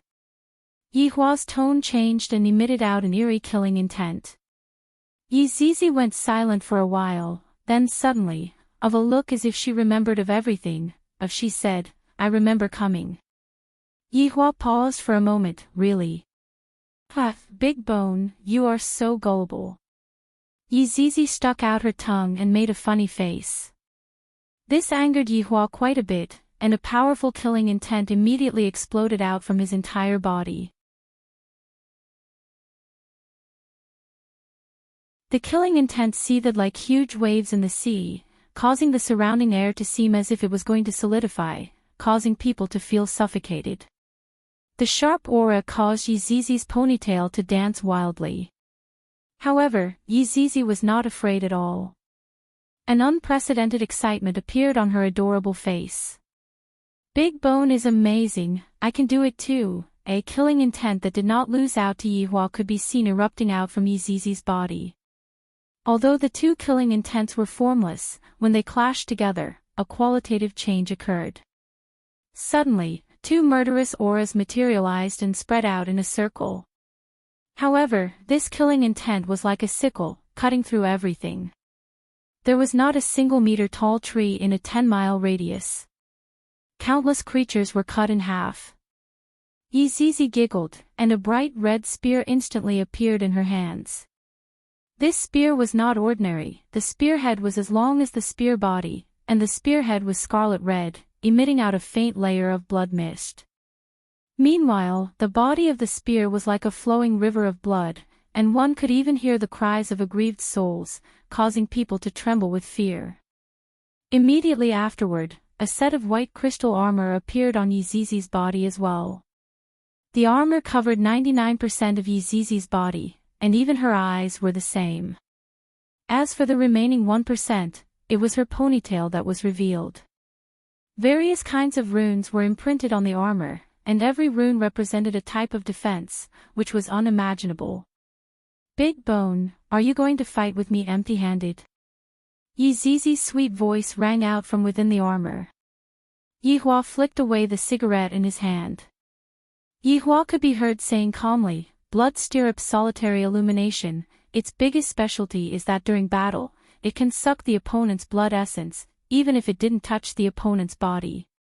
And that faint red mist is even more fatal, it replaced your hair, and unknowingly, the enemy would be able to inhale it, causing them to hallucinate. And this is only the first stage, you should know the second stage even without me saying it. Moon Scroll Profound Armor, it can be said to be a perfect grade defense, but it is a pity that you have to poke 2 holes to expose your hair, and these 2 holes are the flaws." Yizizi, who was within the armor, had a stiff expression. She found it hard to believe. Why does he know all of my secrets? Impossible. How do you know all of these? Yizizi's tone suddenly changed. It was no longer the sweet lowly voice, it was as if a ghost was crying. Along with Yizizi's roar, it once again formed a sound wave that swept towards the surroundings. Yihua looked at Yizizi, who was in an unstable state of mind, and said faintly, "Because all of these were given to you by me." "Impossible. You lied to me." Yizizi, who was within the armor, had a sinister expression. Yihua knew all of my secrets, and Yizizi knew what this meant. Yihua sneered, then his body gradually degenerated, and in a blink of an eye, his original body was revealed. A skeleton. Compared to Death Mage was slightly taller by a bit. His shoulder width was the same as well, and his bone structure was the same as well. However, his skull was extremely similar. It could be seen that Death Mage was also a very handsome person in the past. Yihua stretched out his 5 fingers and took a look at them. "It has been a long time since I last looked at my main body, and I am a bit not used to it. Now, your Blood Stirrup's solitary illumination is useless against me. At most, it's just a sharp spear. There's nothing to fear." Yizizi tightly gripped the Blood Stirrup's solitary illumination spear in her hand. The blood mist on the spearhead increased greatly. It could be seen how indignant Yizizi was right now. "As for breaking your Moon Scroll Profound Armor, I have many ways. For example," Yihua waved his hand, and thousands of miniaturized weapons could be seen revolving around his body. As for Yihua, it was as if he was playing with a tablet computer. All of a sudden, Yihua chose one of them and grabbed onto it. A purple long blade could be seen appearing in Yihua's hand. The entire body of the blade was engraved with golden stripes, and an unknown golden liquid was flowing out from the tip of the blade. After the golden liquid fell onto the blade, the golden liquid knew how to flow on its own, as if the golden liquid had its own consciousness. This gold flame dark blade is enough to break your crescent mystic armor. As for the Blood Stirrup's solitary illumination in your hands. Yihua could be seen waving his hand once again. Thousands of armors could be seen appearing around Yihua's body. Yihua chose one of the armors, and the skeleton immediately condensed out. Although this secret feather armor is not a top-notch item, it is still able to suppress the blood chi in your body. If you match it with... Immediately, a shield condensed out on Yihua's left hand. If you match it with this serene heavy shield, it will be able to suppress your blood chi to the lowest point. As expected. The Blood Stirrup's solitary illumination spear, which was originally filled with blood chi, gradually weakened, and only traces of blood mist could be seen coming out from it. Although I am not good at strength, it is still enough to deal with you.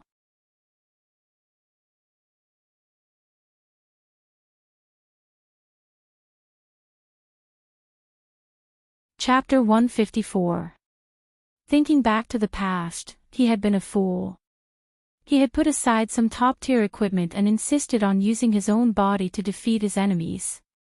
After all these years of understanding, Yihua felt that wearing equipment was also a kind of advantage. Of course. Every mage had the heart of a warrior. Death Mage was also the same. Suddenly, cracks began appearing on the ground beneath Yizizi's feet, and even the air seemed to be trembling. Yihua's gaze immediately became serious. Yizizi covered his helmet with one hand and suddenly burst into laughter. You underestimate me, Yizizi. Big Bone, you've really made me angry. Boom.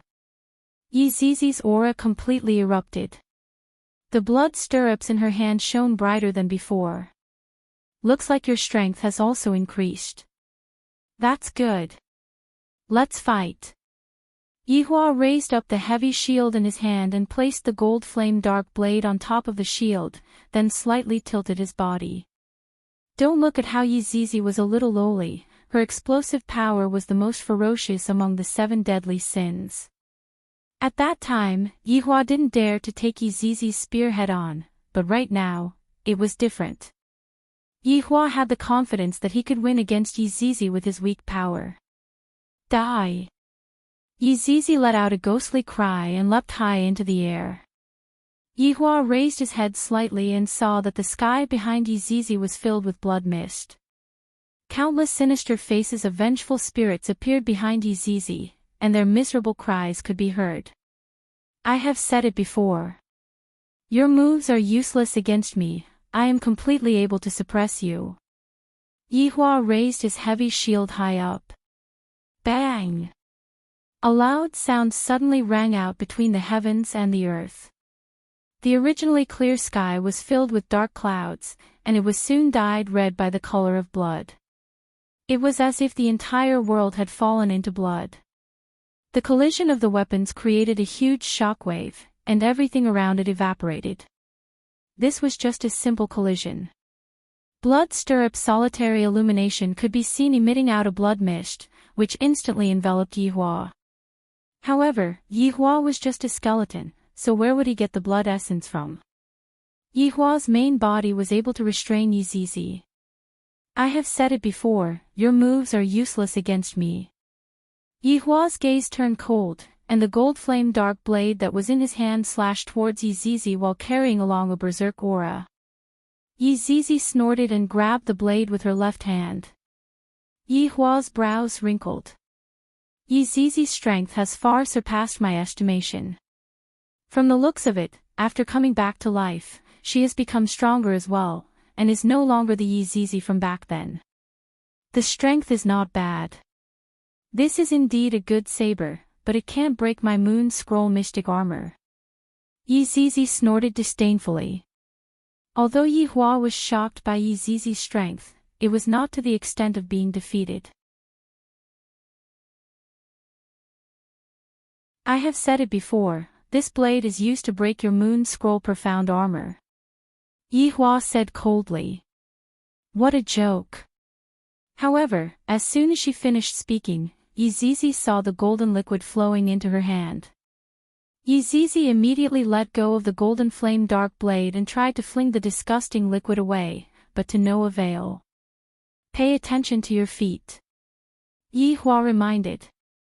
Yizizi looked and saw that another golden liquid had wrapped around her leg. Yizizi, if you had listened to me back then and didn't poke those 2 holes, you wouldn't have died, but you didn't listen. Yihua shouted out coldly.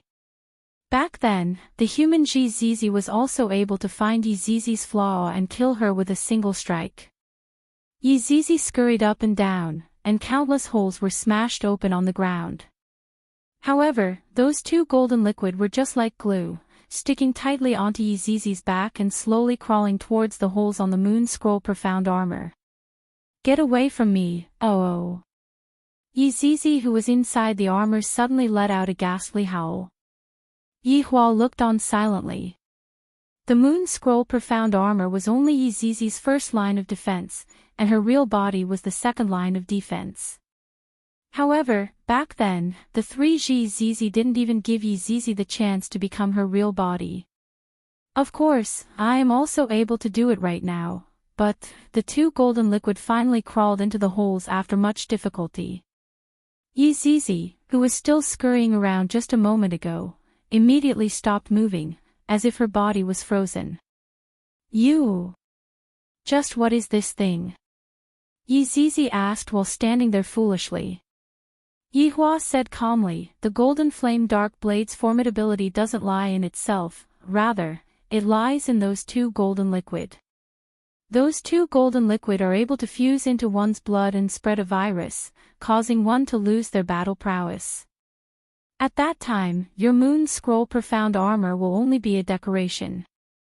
So that's how it is, Big Bone. You are powerful, but I am not willing to give up. Zizi's tone was getting weaker and weaker, as if she was going to collapse at any moment. Yihua let out a breath, just surrender. Zizi laughed bitterly, then collapsed onto the ground with unwillingness.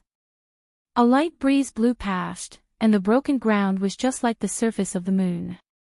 Potholes could be seen everywhere, causing one to exclaim in admiration.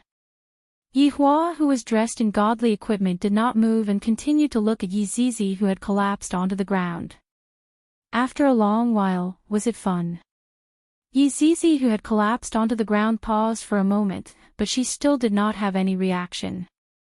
You are still the same as before. Yihua said gravely. Zizi's personality did not change, then what exactly happened to her?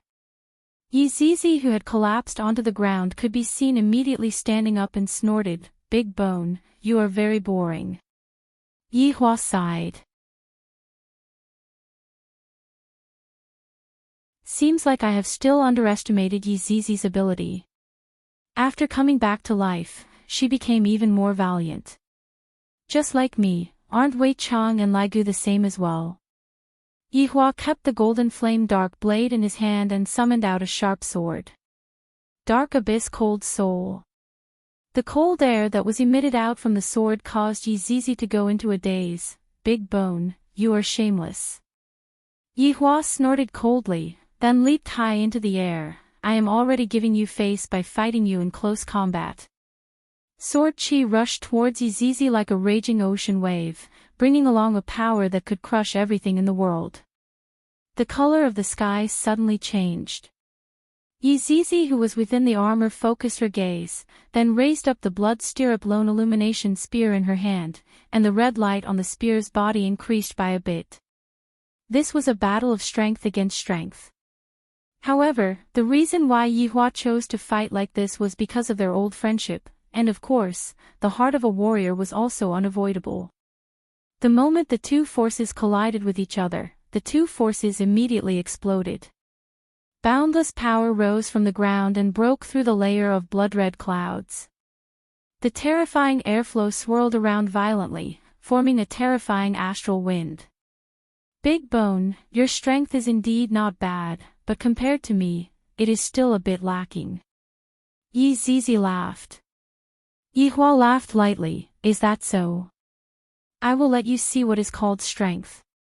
Let's wait and see. The two could be seen starting a battle of strength. This kind of scene was just like the end of the world.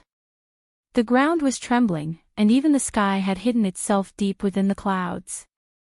Boom, boom, boom. Waves of loud sounds reverberated in the world, and the battle between the two had entered into a white-hot stage. The more Zizi fought, the more excited she became, and her strength continued to rise. Coupled with the moon scroll profound armor, she could be said to be invincible in close combat.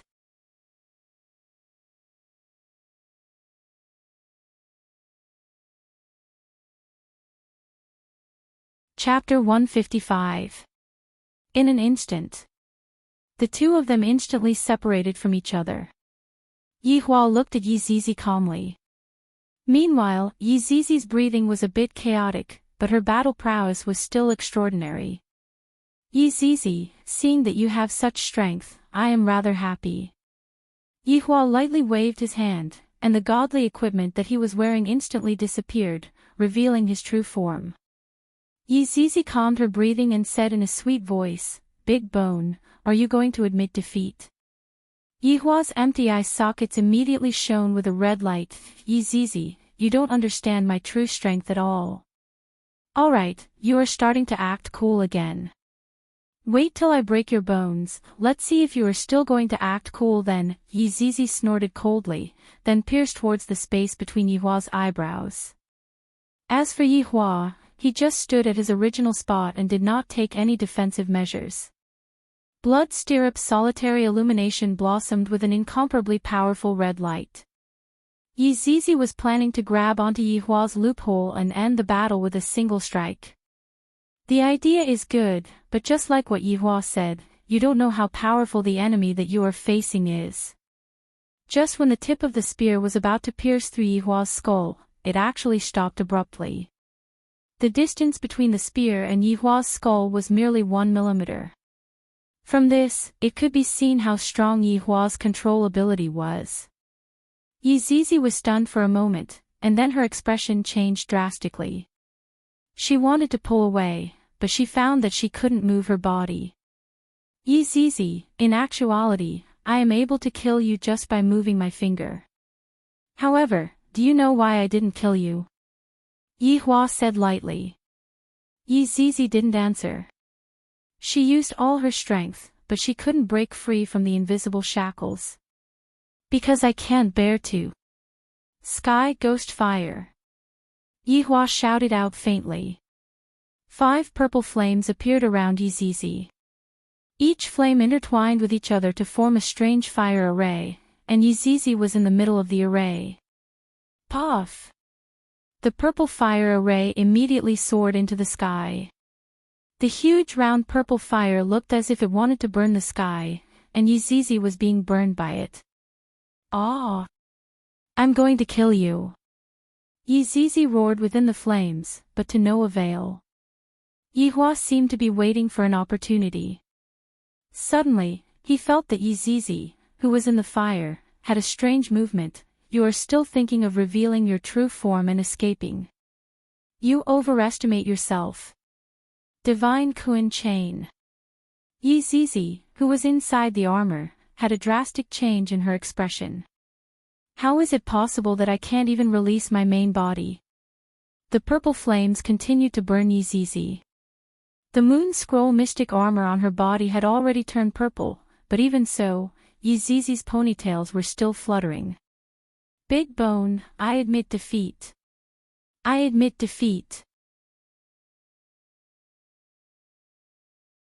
Yi Zizi, who was inside the armor, could no longer endure the burning and loudly begged for mercy. However, Yi Hua ignored him and continued to wait. "I admit defeat, what else do you want?" A burst of evil aura emerged from the purple flames. Yi Hua lightly waved his hand, and the so-called evil aura quietly disappeared. "Half an hour. 1 hour. 2 hours, you are ruthless." After finished speaking, Yi Zizi fainted. Yi Hua let out a sigh of relief. "I have finally managed to make her faint from the fever. Alright, let's see what exactly is going on with you." He stretched out his hand, and a lamp appeared in his hand. The name of this lamp was Moonlight Candle. It was able to illuminate all unknown things and could be easily destroyed. However, it was a pity that it could only be used once, and after it was ignited, it would disappear. Furthermore, it had to be used when the target was at their weakest, otherwise, it would be completely useless. At the start, Yi Hua used his strength to resist against the flames because he wanted to test Yi Zizi's strength. Indeed, it was the same as what he thought. Yi Zizi's strength had indeed increased by a lot. Using Sky Ghost Fire to burn her was just to erase her consciousness so that he could use Moonlight Candle. Withdrawing his hand, Sky Ghost Fire instantly disappeared, and Yi Zizi was still under Yi Hua's control. Moonlight Candle slowly floated above Yi Zizi's head, and the flame emitted from the wick illuminated Yi Zizi's entire body. Yi Hua's gaze was fixated on Yi Zizi. "I hope that this Moonlight Candle will be effective." Slowly, the candle illuminated Yizizi's body, as well as her various physiques. Yihua was rather familiar with these physiques, and they were considered normal. Suddenly, 3 faint seals appeared above Yizizi's head, forming a triangle. Judging from the shape, 2 of the seals were still missing, thus, they could not be counted as a complete seal. Yihua clenched his fists. To actually dare to place a seal on my subordinate. But Yizizi's ability is so strong, who is able to place a seal on her? I will ask her later. Yihua lightly tapped with his finger, and the 3 seals immediately shattered. At this moment, Moonlight Candle finished burning and disappeared from the sky. After the seals disappeared, all of the equipment on Yizizi's body disappeared as well. Yizizi, who was wearing a princess dress, slowly landed on the ground. Yihua summoned out his human form, took out a stick of cigarette, lit it up, and waited for Yizizi to wake up.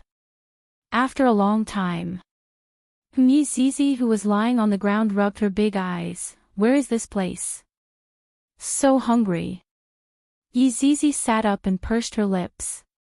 Suddenly, she saw an unfamiliar man in front of her, and the man was smoking a cigarette, so handsome, but this man has such a familiar feeling, Yizizi. Yihua shouted out gravely. Yizizi immediately recalled the battle that happened just now, and her pitiful face collapsed, and bean-sized tears immediately flowed out. Big boned, Yizizi ran with all her might, and tears of joy fell down from the sky. Yizizi could be seen throwing herself into Yihua's embrace and crying bitterly. This is too miserable. Yizizi was just like an abandoned child. Yihua let out a sigh of relief, then patted onto Yizizi's head. Where did your imposing manner just now go? Big Bone, I know my mistake. Whoa, Big Bone, I miss you so much. Yizizi wiped her snot and tears onto Yihua's clothes. Yihua wrinkled his brows. Alright, you have to be punished for doing something wrong. Yizizi looked at Yihua pitifully, then raised her butt. Don't think that Yihua suddenly thought of spanking Yizizi, just that in the past, Yizizi often made mistakes, so Yihua could only spank her butt.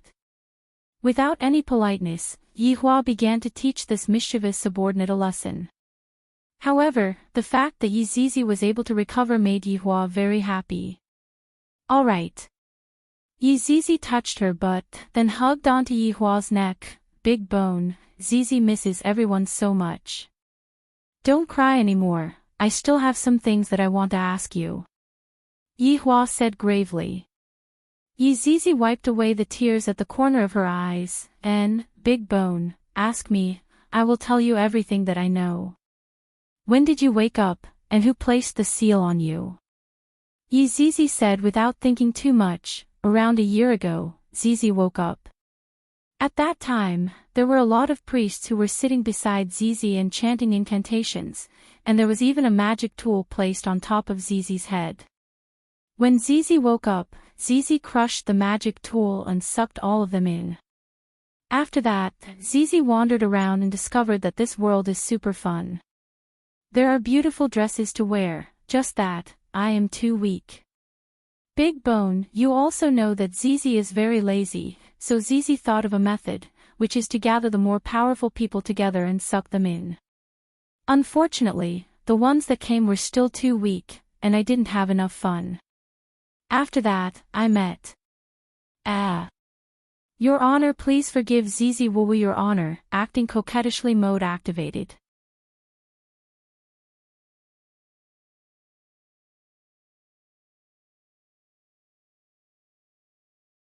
Chapter 156. Yizizi stroked her long ponytail. Actually, Yizizi still had many abilities that she had yet to display. Unfortunately, she had been defeated just like that. Yihua let out a light sigh. Being too strong is also a kind of sin.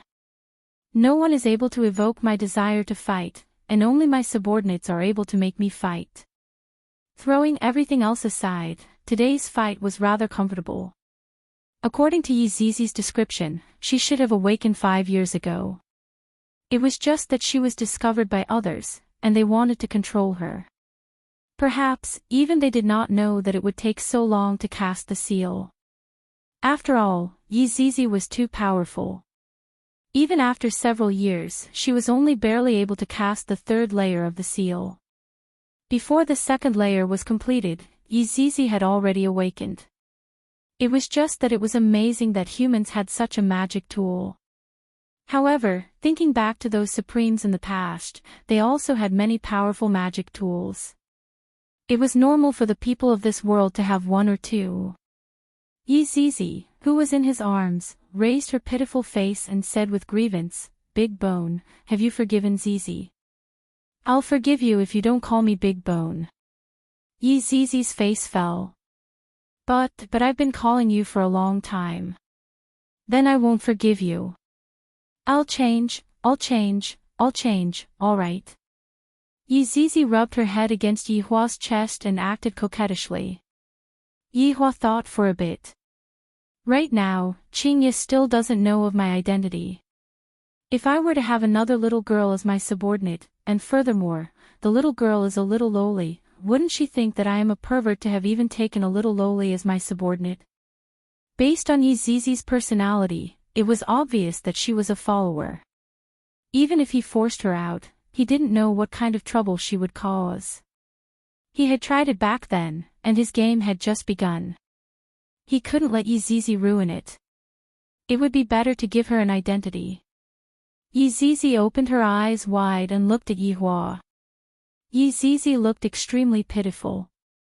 "Call me Big Cousin. When there's no one around, you have to call me Your Honor, do you understand?" He had to take this opportunity to change the way Yi Zizi addressed him. He had really indulged her too much in the past. Yi Zizi was overjoyed. Without thinking too much, she said, "Big Cousin." He thought that Yi Zizi would be conflicted for a while, but he didn't expect her to be so straightforward. Yi Zizi had been in the human world for a year, so she knew that Big Cousin was a more intimate form of address. This was much better than Big Bones, so she readily agreed. "Big Cousin, I want to see the gluttonous monster and the big bone dragon." Yi Hua knocked onto Yi Zizi's forehead. "When there is no one around, call me Your Honor. Also, don't call them nicknames." Yi Zizi rubbed his forehead, then said while puffing out his cheeks, "Your Honor, Zizi understands."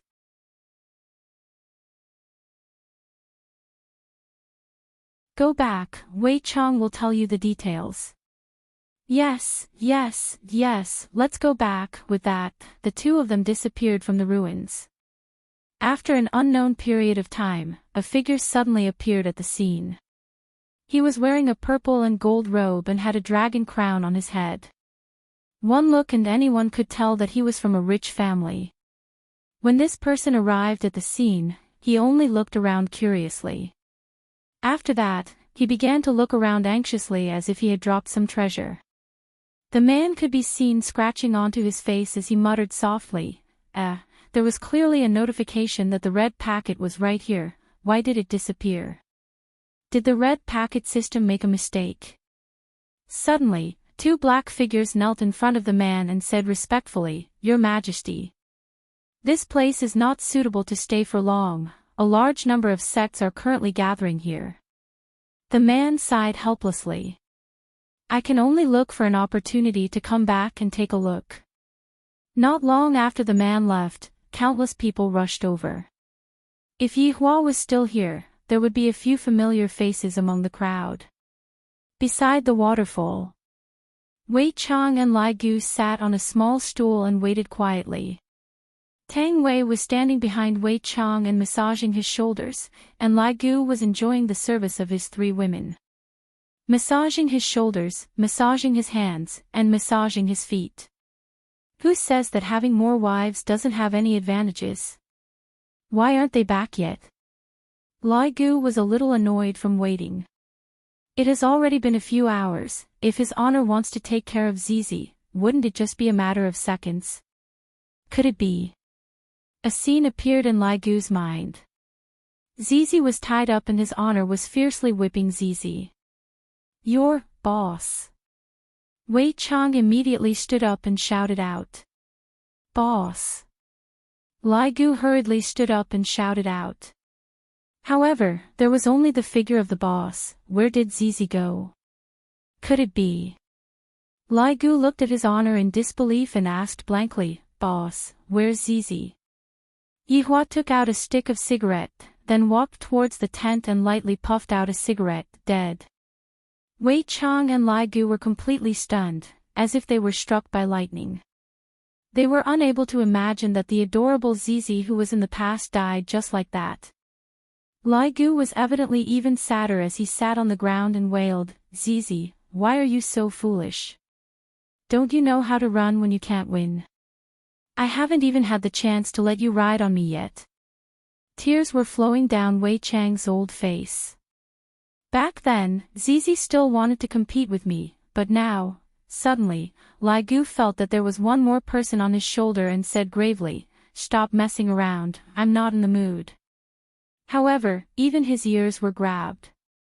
Li Gu immediately opened his eyes. "These women are too outrageous, can't they see that I am in a bad mood?"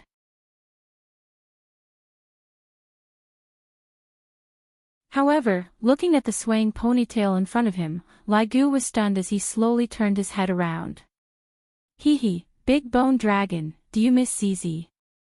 Zizi could be seen riding on Li Gu's shoulder while grabbing onto Li Gu's ears with both of her hands and said sweetly.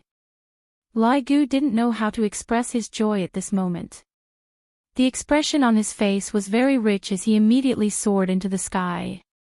Meanwhile, Zizi shouted excitedly, "I finally got to ride on the big bone dragon." After flying into the clouds, Li Gu immediately revealed his true form. Zizi, who was sitting on the bone dragon's back, looked very small. Roar! Li Gu's excited dragon roar rang out in the sky. However, quite a few people heard it and thought that they were hallucinating. And Li Gu did not roar a second time, because Yihua was warning him. Not long later, the two landed on the ground. Zizi pounced onto Wei Chang's embrace and hung onto him like a koala bear. "Gluttonous monster, Zizi saw that you cried just now." Wei Chang laughed lightly, "You saw wrongly." "Hee, I didn't see wrongly, you still don't want to admit it. When are you going to compete with me?" "That will require boss's approval." Wei Chang rubbed onto Zizi's head and laughed. Zizi pursed her lips. Suddenly, she saw the four women beside her and her eyes immediately lit up. "Wow, what beautiful clothes, I want to wear them too." In actuality, the four maids were still in a state of shock. Originally, they thought that this little loli was an enemy, but they didn't expect that in the end, she was actually an ally. The four maids still didn't know what was going on and appeared very respectful towards Zizi. "Where did you buy these clothes from?" "I want them too." Zizi touched onto the lace skirt and asked curiously. "Little loli and uniform fetish." Wei Chang explained the relationship between everyone to Li Gu, and Zizi immediately felt that it was unfair. "This won't do, all of you have women, Zizi wants a woman too." Wei Chang, Li Gu. You're tuning into the LoveLore Library YouTube channel. We're so grateful for your support, and don't forget to subscribe to join us on this incredible journey through captivating stories. Your generosity through donations truly makes a world of difference, as it's the primary source of revenue that allows me to expand and enhance this channel for you. Thank you from the bottom of my heart for being a part of this adventure.